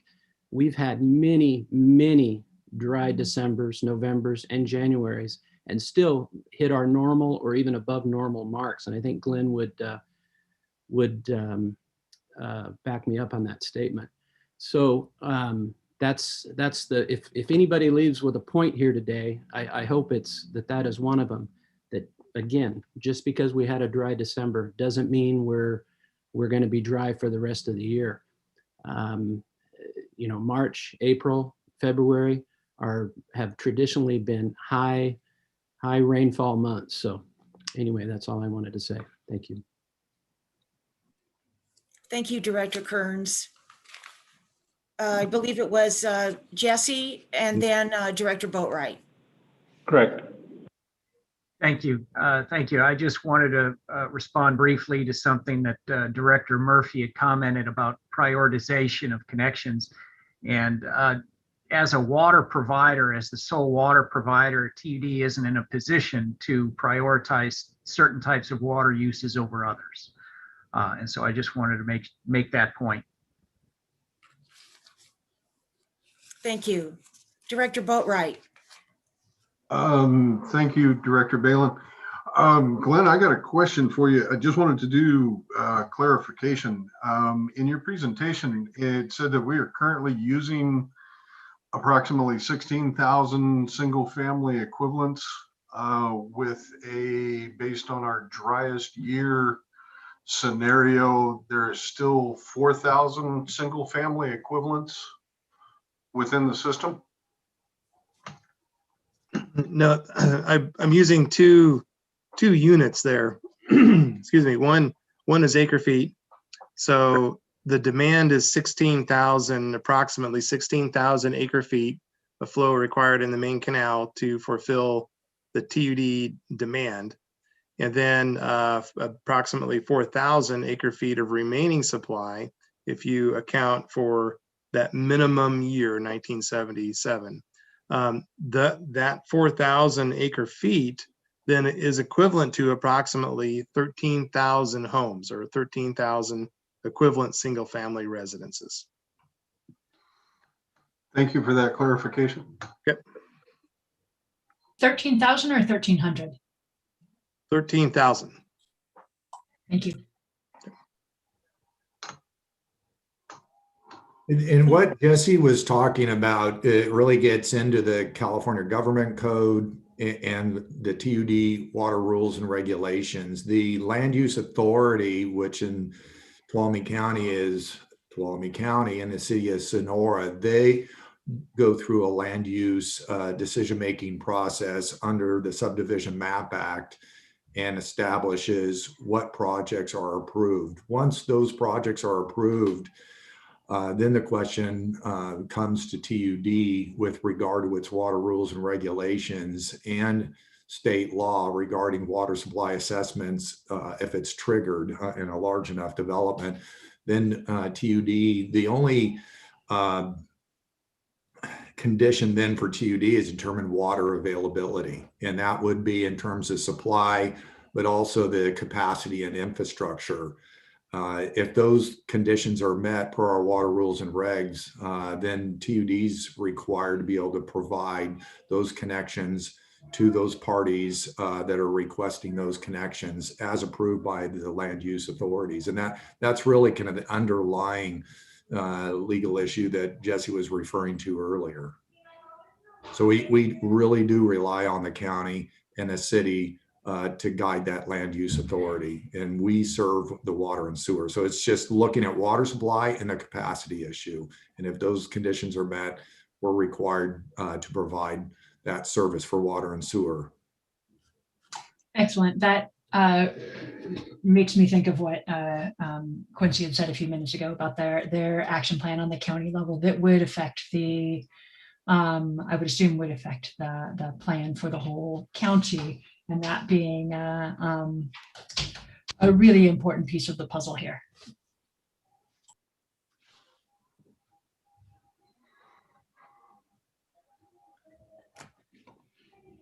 Director I'm going to point out, if I may, real quick. So what in Glenn's analysis, and I really work closely with him to work to really understand what this firm yield means, which is a technical term used in the industry, which is the maximum amount of water available during the driest water year. And according to the analysis, that was the 1977. And then we did the frequency analysis, which was the other graph that Glenn pointed out. Yeah, it's a rock solid analysis. It's something that provides TUD and our region a lot of information. We understand the uncertainty of climate change, but what the value and the power of the analysis that was done is that it looked over 100 year or nearly 100 years of hydrology. It's not just 10 or 20 or 30 years, which is a small window. It really looked over a large window of hydrology over the last 100 years. Some even, in fact, go back to tree ring studies and ice core samples, and we can even look back 1,000+ years.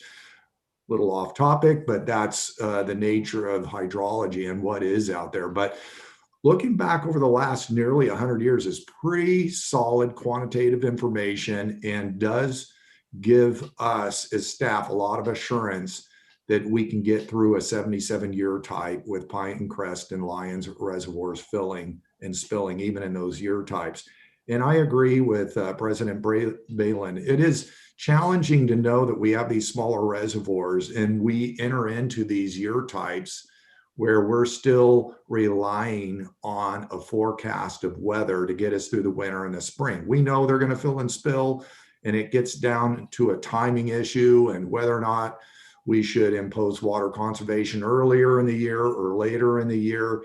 It's the uniqueness and the sensitivity of this system that we're in, whereas many other systems have larger reservoirs that allow for carryover storage, better planning from year to year, as well as backup groundwater supplies and alluvial basins that we don't necessarily have here in fractured rock geology. So this is a very unique system.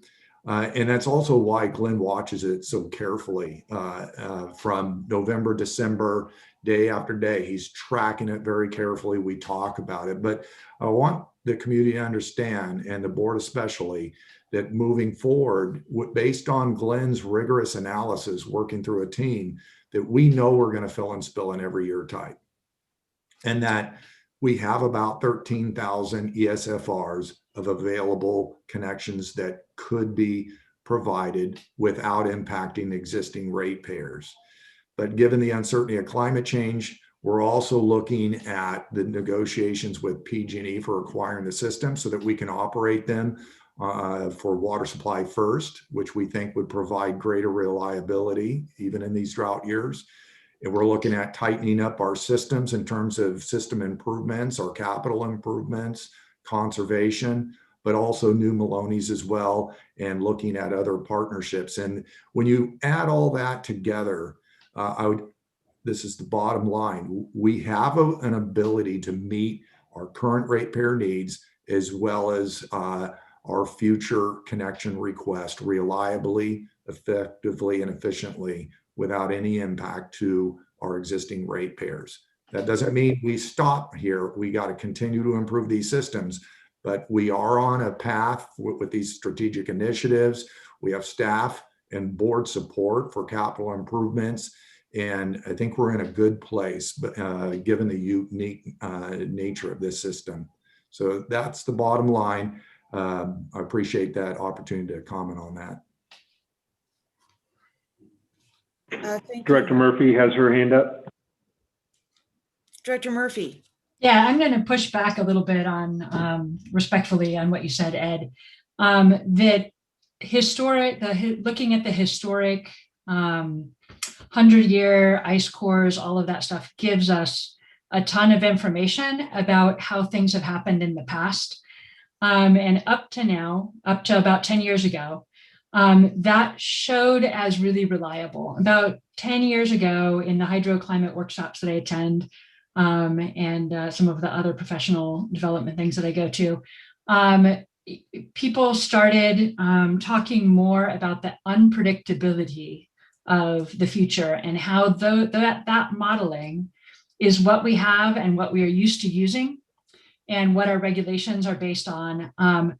But that it's a mistake to not account for the fact that things are changing, and that 1977, we were on a different trajectory at that time. And I was at a drought workshop the other day And we are expecting droughts to be more common and more severe. We are expecting the wet season to be shorter, less predictable, more flashy, larger storms. You know, it's really, you kept using the word solid, and it's what we have, and it's what the industry has been using, because that is the best we have at this moment. But I think everybody recognizes the fact that things are changing, and to only look at historic data does not give you the whole picture. And so the reason I am on this board is because I want to look out for this county present and future. And I want to make sure that we are being thoughtful about how we are moving forward in things. And what I've seen is this business as normal model, and this really mad rush on things to move forward. And I think we are at a position right now where the science is definitely, as far as looking at what lies ahead, is definitely improving on a yearly basis, the understanding of what's going on. And I just really think that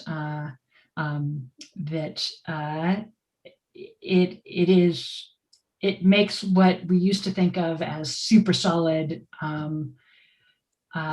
be a little less solid because of the unpredictable nature of the future. As you said earlier, with the modeling, it is modeling. It is not. We don't have 100 years of this progression to look at. Things are changing, and we have hit that tipping point, and we are moving forward into this generally recognized moving forward into a climate that functions differently than that 100-year model, or that looking back at the even in the tree ring that takes us back about 6,000 years, 10,000 years maybe. Anyway, just the reality. I just needed to counter that, because I feel that the current science is a little bit beyond what you were just mentioning. I appreciate that, but I do want to recognize that TUD is not just looking backwards. Yes, we have a computer simulation model, state of the art, and it uses historic hydrology. That is the best tool available for TUD right now, but staff is looking forward. We do attend climate change workshops. We're staying abreast of the science. We recognize the uncertainty of the future hydrology, which is why staff is working with the board, and why we've established priorities with some of these strategic initiatives to address the uncertainty of climate change. We do know that watching these analyses done by UCLA, UC Merced, and others, and I used to be part of the Western Snow Conference, I'm very well versed in these studies, that it's over a long time horizon, over between present day through 2100. And so we have time that most experts believe that we could work and strive toward mitigating this uncertainty. And that's these projects that we're talking about. And one of the reasons we're pretty conservative in Glenn's analysis is to ensure that we can meet the current demands, because we do have a number of, and that's one of the reasons working with Jesse, this is a water supply availability determination, because there's a number of connections at the door, the TUD door right now, that are interested in paying for their connections, and why we needed the board to concur that there's availability. Because per our water rules and regs, if we have that availability and we have the capacity, we're by law required to be able to issue these connections. And I agree with you, Director Murphy, that once they're connected, they're there in perpetuity as long as the system's here. And it's a big decision, and we need to be sure about what we're doing so that we don't impact existing ratepayers. I think we can all agree on that. And that's also why I instructed Glenn, let's do a very conservative analysis.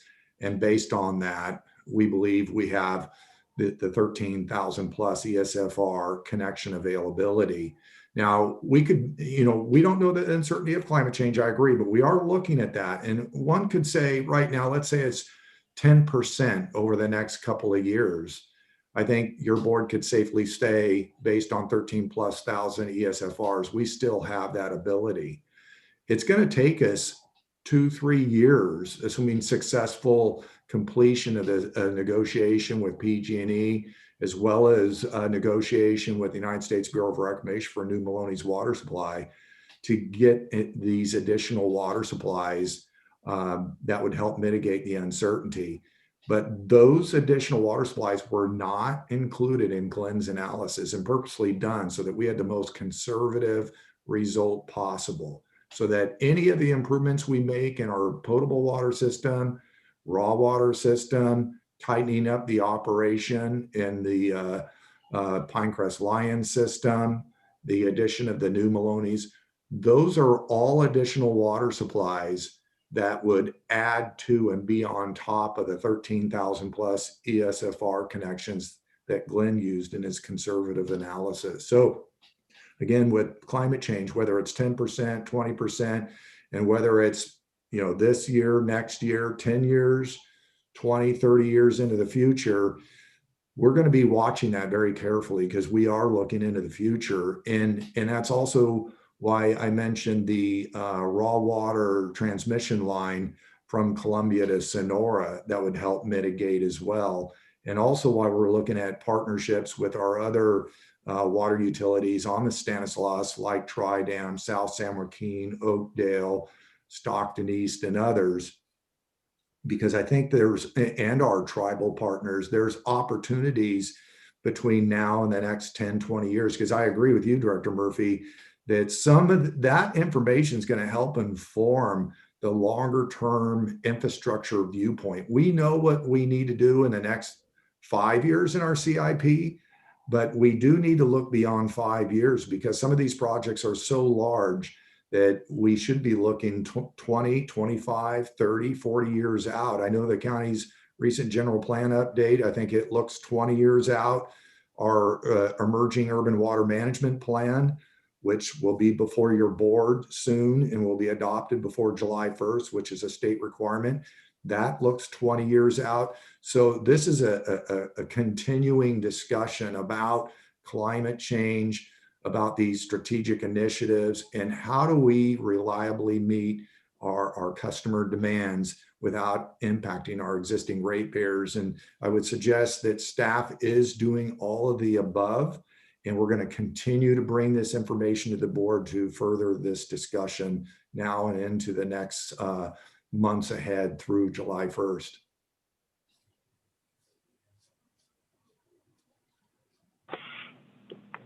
And we got Director Balin with her hand up. Thank you. Yeah, thank you, Ed. So what happens, let's say we're kind of up in the air right now, but then let's say in March, we have an excessively dry March, and we may need to actually declare conservation measures. How does that affect our current situation?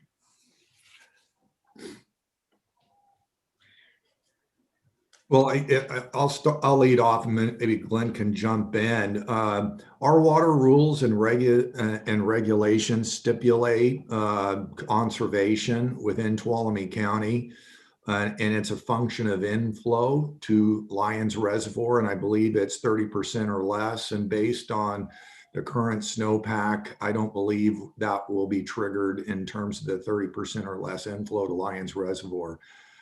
So right now, the way the current state of the water snowpack stands, I don't think that's an issue, but that could change between now and the end of runoff. But we're at 72% of water content in the snowpack as of this date. It's not great, but that's enough based on the 104,000 acre feet of average annual runoff to fill and spill Pinecrest Lions. That's in a way the benefit and good that TUD does get to rely on is the watersheds larger than our reservoirs. I wish we had reservoirs that were larger so we could have some carryover storage and multi-year drought planning. That's a discussion for your board now and in the future, because that has been talked about by this board for decades with regard to increasing storage availability. But in terms of this specific year type, I don't think that our water rules and regs are going to trigger that conservation mandate. The other legal mandate potentially could come from the state.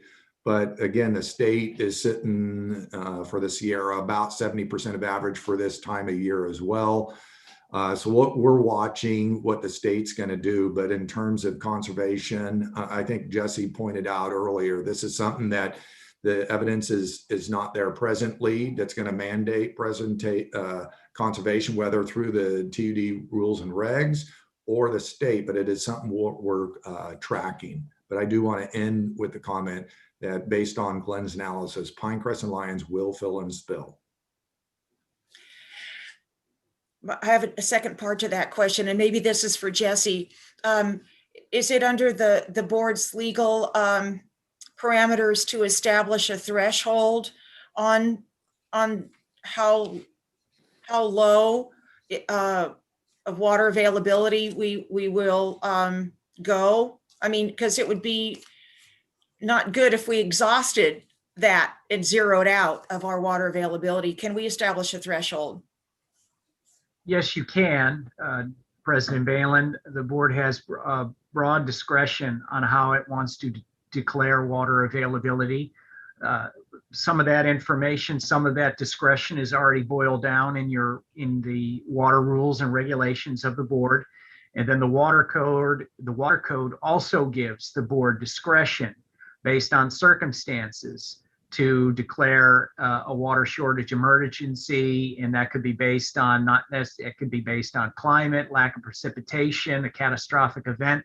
So there's broad authority for all of those to declare such a shortage for a variety of reasons, and so the discretion is broad. In order to do so, though, under the water code, the board will need to have a public hearing, and that public hearing will need to be published in the local newspaper prior to holding it in order to declare that water shortage emergency. And this particular meeting was not advertised that way. It wasn't believed at the time that was necessary. That does not mean, as I mentioned earlier, that the board is now precluded from doing so in the future. Absolutely not. The board can do that if it desires in the future based on additional information, or if the information that it has here today, they want additional, they want it supplemented in some form and brought it back. Then at that time, if the board believes that a water shortage declaration may be necessary, we would go through the necessary procedure, alert it as a hearing, publicly notice it in the newspaper, and then at that point the board could make such a declaration. But we can't do it the board cannot do it at this meeting. This was informational, and at the time, in my discussions with staff, it was my understanding that what we really needed in the short term was simply some direction to board staff on, I forget who mentioned it, whether it was Ed or Eric, but there are people waiting, people seeking connections, and the staff needs some clarity on what to do with them until the board, if it desires to hold an emergency declaration meeting, when that happens. So we're kind of in an interim period here, and board staff does need to, my opinion, board staff does need some direction for that interim period. Today? Yes. Okay.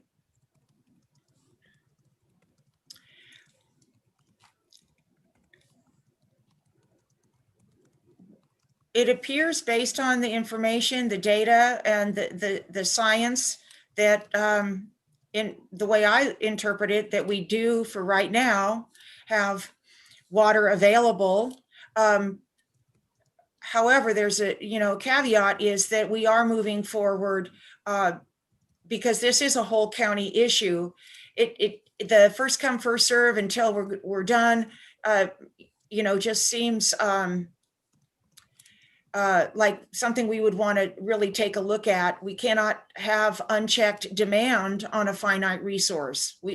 So I'm proposing that it looks like we do have water available for right now, and we're going to need to really revisit this, I would think, as the precipitation either manifests or not over the next few months. In addition, maybe have committee establish some kind of or research a threshold so we don't zero out on our contractual supply until we're able to move other securities forward. And I'm would entertain any board to chime in, any director. It looks like Director Kearns. Yeah, I based on what Jesse just told us, Mr. Barton, I'll be happy to make a motion that at least based on today's knowledge that we have, that we allow connections to come onto the system until we have further information down the line, and that's my motion. Thank you, Director Kearns. Okay, so now, even though this was informational only, Jesse, help me out here. We can go ahead and make a definitive or not. Yes. Okay. You can state for the interim period that the water does appear available for additional connections at this time. That's fine. But to make a declaration that the water is not there, that requires the public hearing. That requires public notice. That requires advertising in the local newspaper. And so, to say the water is there, the additional requirements are not present. But if to say the water is not there, to declare a shortage and impose restrictions, that requires more public involvement, more public notice to do it that way. Correct. Jesse, I also believe, according to the water rules and regs, there would have to be a forecast for 30% or less inflow to Lyons Reservoir, which isn't the current case. That would be true if the board wanted to declare the declaration based on lack of precipitation. But the water code is broader than that. And so if there are other factors that the board wants to consider in order to declare a shortage, then the board is free to do that. But just based on precipitation, you are correct. That's what the water rules and regs address. Thank you, Jesse. So Director Kearns, is that okay with you, the way Jesse phrased it, which is for now, in the short term, it looks like we have enough water to continue? Yes, I thought that's what I had in my motion, but if I didn't, then I'll put it in there now. Thank you. Oh, you probably did. Okay, thank you. All right, so there's a motion. Is there a second? I would second that motion. Okay, David Boatwright, Director Boatwright, you seconded that motion. Now, any further discussion on that before we take a vote? Yes, Director Ringen. The way our board packet came out, I did not come to this meeting ready to make a vote on anything. I thought this was just going to be a good educational, informational thing. I don't know how we get to a point where we're making a decision on something where there was nothing in the board packet that said we were.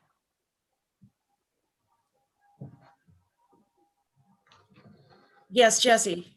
Yes, Director Ringen, the board packet, there was no additional staff report or anything from Glenn, and I believe that was because Glenn's report was continually updated to include the most recent information possible, the snow surveys and all that, because that information was not necessarily available at the time when the notice went out. Glenn wanted to make sure he had the most updated and accurate information available for his report.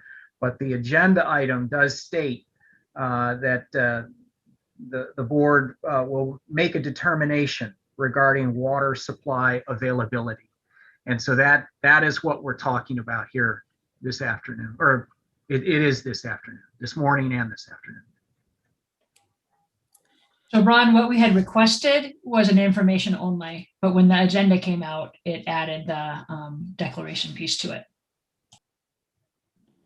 And that was done with President Balin. With, there's been these issues with connections that are coming into TUD right now. And per the rules and regs, if staff followed those, we would be issuing those connections. But we've been working with President Balin to get this scheduled so that your board could have this discussion to provide guidance and why the determination was on the agenda.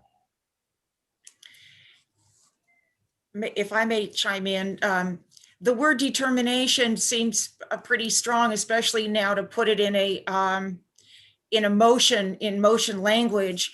The intent of the word determination is to help give staff direction that's working, day to day on these things. This doesn't answer, a determination for all time, for the near term, for the short term, but it seems to me that the board can take a deeper look at this as we move forward, especially if we don't get any precipitation, especially if we want to have under our discretion a threshold on this.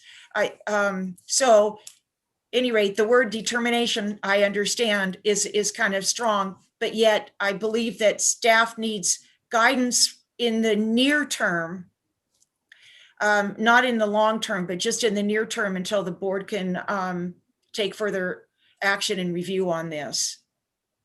I didn't think we were going to actually vote on it either. I thought we were just going to do to indicate that the board was either satisfied or not satisfied in the data that we received to have a broader understanding of, yes, we do have some water, or no, we don't have any water. Yes, Director Kearns. Yeah, I just wanted to say the way the agenda reads, Tuolumne Utilities District Board of Directors to receive information on water supply availability and make a determination regarding water supply availability. So I thought it was pretty self-explanatory. Okay, any further discussion? Yeah, I have my hand up. Yes, Director Murphy. So yeah, and Director Kearns, I saw that. I was surprised by that because that's not what we had asked for. And in response to what Jesse has said and what Barb has said, or Director Balin has said, and Mr. Barton has said, just making sure I got everybody. Everybody's titles correctly. So here's what I understand. I understand if we make a declaration today, right? The only thing that changes that is this fairly arduous process that Jesse determined of saying, of then flipping to the negative on this. At this point, we have a window of opportunity here where we can understand what's going on and the public can understand, and we can have this transparency that we've been promising the public as far as what is really happening in the district. And Glenn did a fantastic presentation, but I do believe that it was a limited view of what we're actually looking for the future of the county. And I totally understand that that there are processes of people who are waiting for hookups and they want their projects to go forward. I totally understand that and can empathize with that. But what I see here is this moment in time where we're trying to get information, and we had asked for this session. We had also asked for the session that's coming up on the 18th. Some of us are attending the natural resource committee stuff to see what's going on with the county. We're at a unique position in this county's life to really take a good look at what is going on. And although I understand that any point that you try to slow things down, the processes down, that people are inconvenienced. I totally get that. I totally understand that. But a lot more people will be inconvenienced by choices we make that don't, where we don't have all of the, we haven't thought through the whole future. And right now there's so many pieces that are outer lying. And Jesse, correct me if I'm wrong in this, but what I heard you say is, in order to make, so right now we're being asked to make a positive declaration. I was expecting this to be informational, and we would continue forward with informational until we felt that the information was complete before making decisions. But what we're asking to be done today is to say, yeah, business as normal, right? To shift out of the business as normal after we've already said, yes, business as normal, I believe is a much more arduous process than it would be right now if we just said, let's get these other puzzle pieces in place, right? I believe what you said was, in order to make a negative declaration, there's a pretty arduous process to go through, and a lot of things to prove along the way in order to make a negative declaration. Is that accurate? I wouldn't describe it as arduous. I would describe it as simply more involved. It simply requires a different level of public notice and more public notice. As far as evidence required, the water code leaves that open for the boards, for the public agencies making the determination at that point. So what the water code dictates is more public notice, because as you mentioned, it could be very hard on people declaring a shortage. And the water code, our legislature wants to make sure that the public is involved in such a declaration that could impact a lot of people detrimentally. But as far as water availability in this situation, the way the district's water rules and regulations are written, it kind of defaults where, sorry, the pictures move. The way the water rules and regulations are written right now is there's kind of a default that the water is determined to be available until the board decides otherwise. And then at that point, but in order for the board to declare otherwise, it does have to go through this public involvement process. I hope that answers your question, Director Murphy. That brings up another question. So from what I just heard you say, there's no need for us to make a declaration. Well, my opinion is that I think it would be helpful to board staff to have a declaration from the board stating that it is acceptable for at least this interim period until the board obtains additional information for staff to consider to continue to issue connections as they come in. There are people waiting. Correct. But did I just hear you say that is what will happen without board direction? That is what would be happening anyway. It hasn't happened since last month. Board staff has been unsure of where the board wanted to go, and because of the lack of precipitation, there was concern that the board might want to declare a water shortage.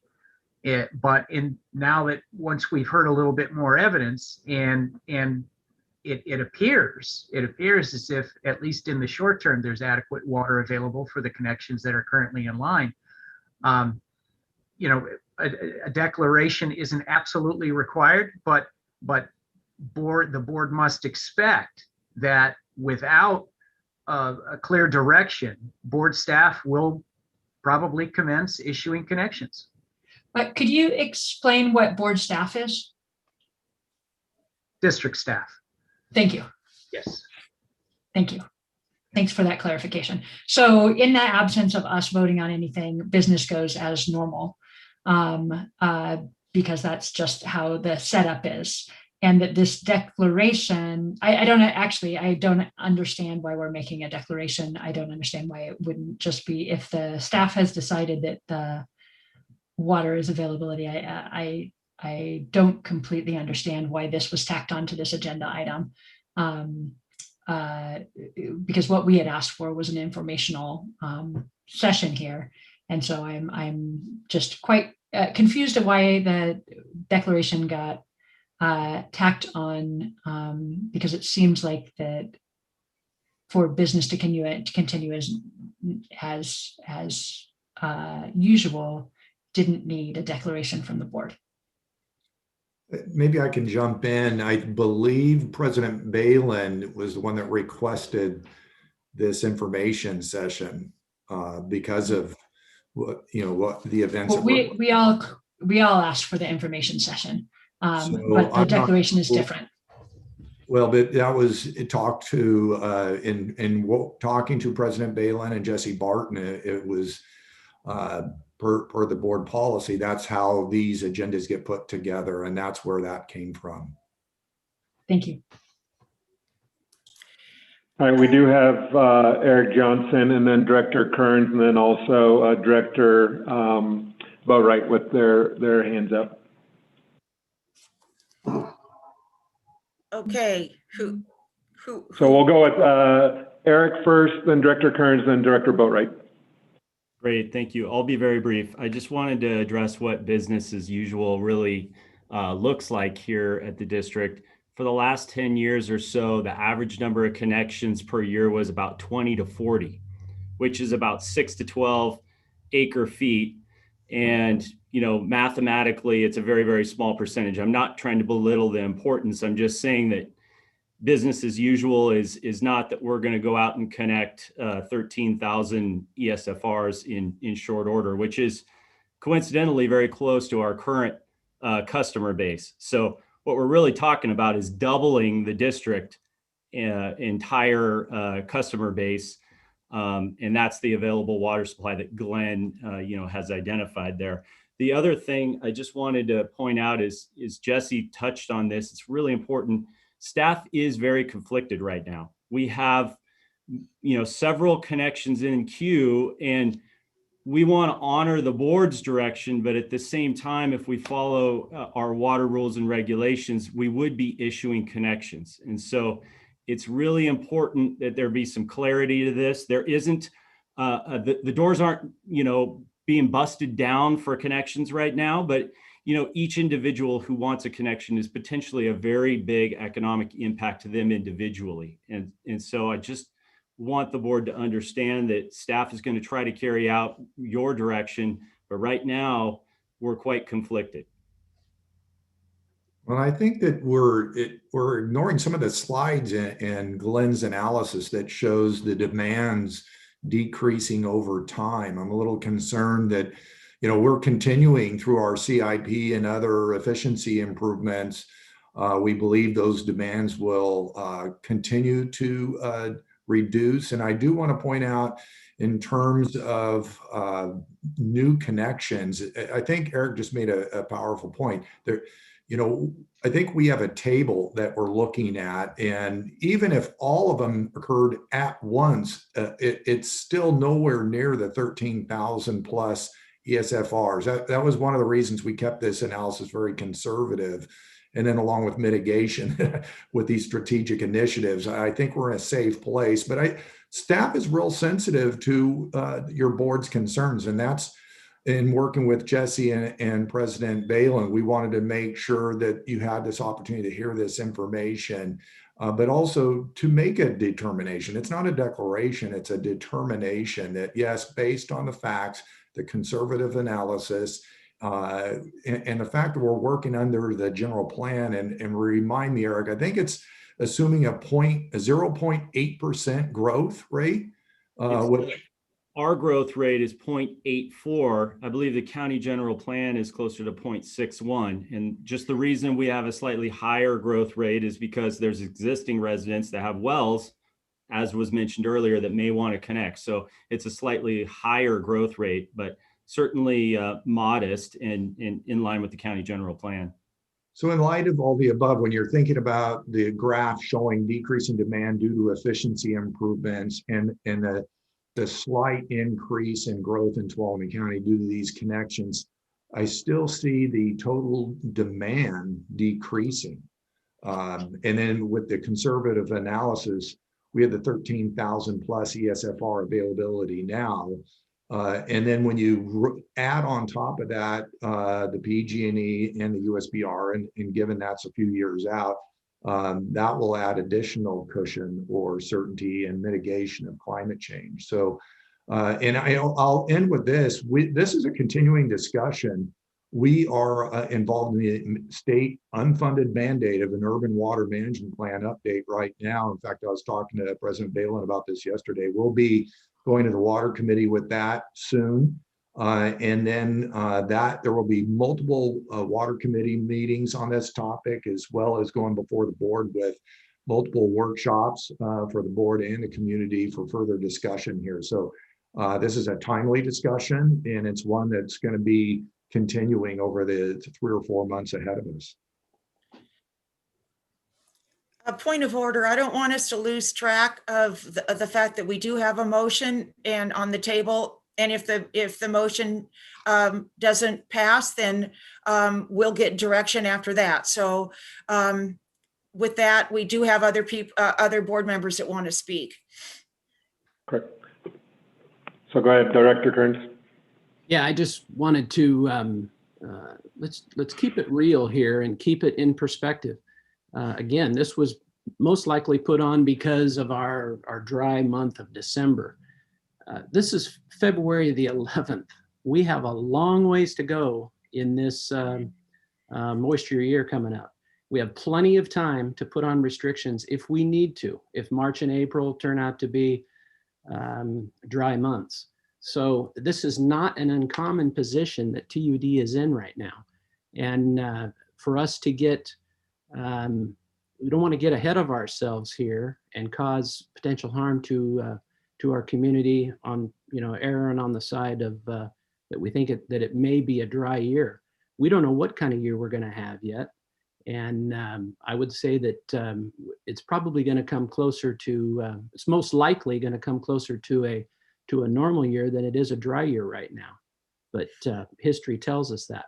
I have full confidence and full respect for the UCLA climate change study that Director Murphy's talked about.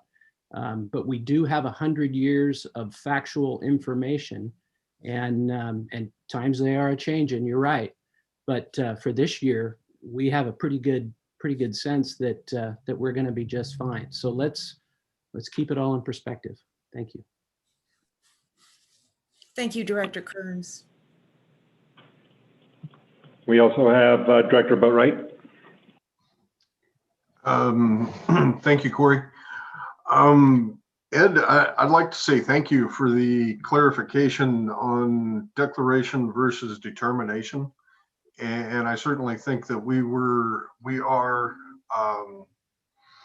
looking more towards a determination from the information that was given to us from Glenn to make an understanding if we are in a business as normal situation, or if the conservation and modes and certainly the ups and downs of our limited storage lead us to this, such as Director Kearns has asked, that this is not unusual that throughout December, January, and into February, we are always kind of looking at and typically second guessing our water supply situation going into a single summertime.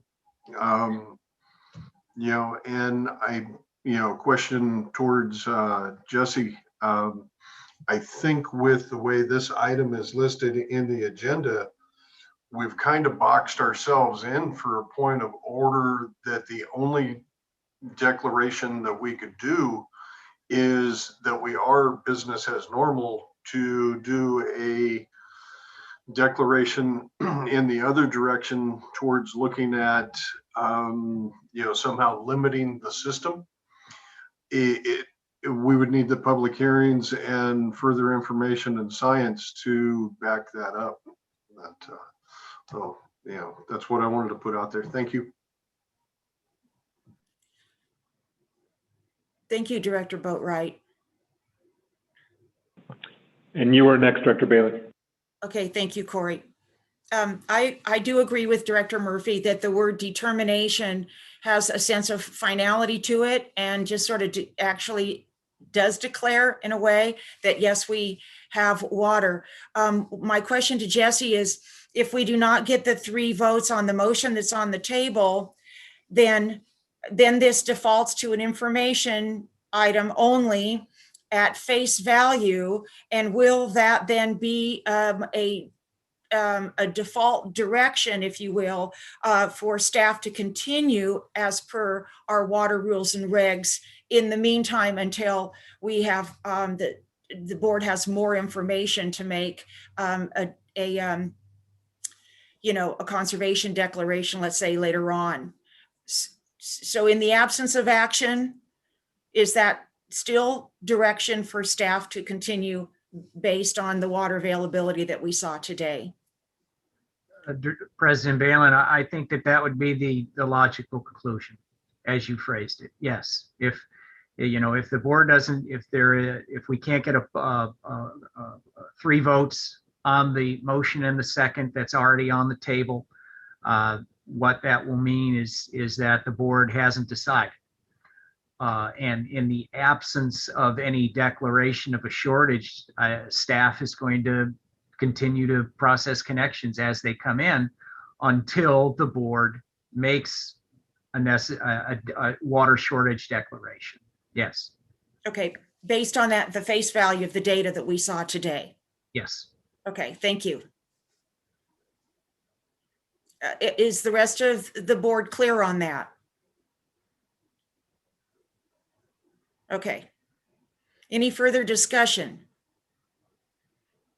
Okay, it's been moved in seconded that we declare water availability, and shall we call for a roll call vote, Melissa? Okay, I will do a roll call vote. Director Balin? No.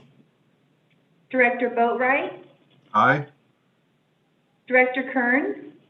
Aye. Director Murphy?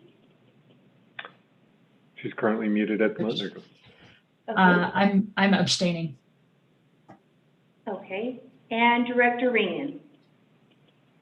I am abstaining also. Okay, Jesse, so we have 2 abstentions, 2 yeses, and 1 no. Motion doesn't carry. We need 3 affirmative votes. Thank you. And so just to be clear, we will continue. Staff does have direction. I just want to make that clear. Staff does not have direction, but in the absence of direction, staff will make the choices they seem are best for the district. Thank you, Director Murphy. Is that your, I just want to make clear that in the absence that Jesse, that is what, okay, good, thank you. Then we're Under the water rules and regulations, if in the absence of a declaration of a shortage, district staff will continue to process connections until there is decision otherwise by the board. And that will be consistent with the water rules and regs. Thank you. All right, so I think that concludes our regular business, unless there's anything anybody else would like to add for the good of the order. Okay, seeing none, then I will. Whoops, sorry. I just want to explain my abstention, which is clearly I have things that I would like to know more of, and I would like to make sure that we're looking towards our future. And my abstention is because I would like to continue getting more information on the bigger picture before I would feel comfortable personally making that decision. Thank you, Director Murphy. Okay, seeing no other comments, then I would like to adjourn this special board meeting of February 11th, 2021. Thanks everyone for being here. And yeah, and thank you staff for all the hard work you did. Thank you. Thank you. Yeah, and this session has been very informative. So I feel like we got what the board had asked for, an informative session, and I think the staff provided that. And it's clear that you guys are doing your work, and I just want to thank you for that. Thanks, everyone.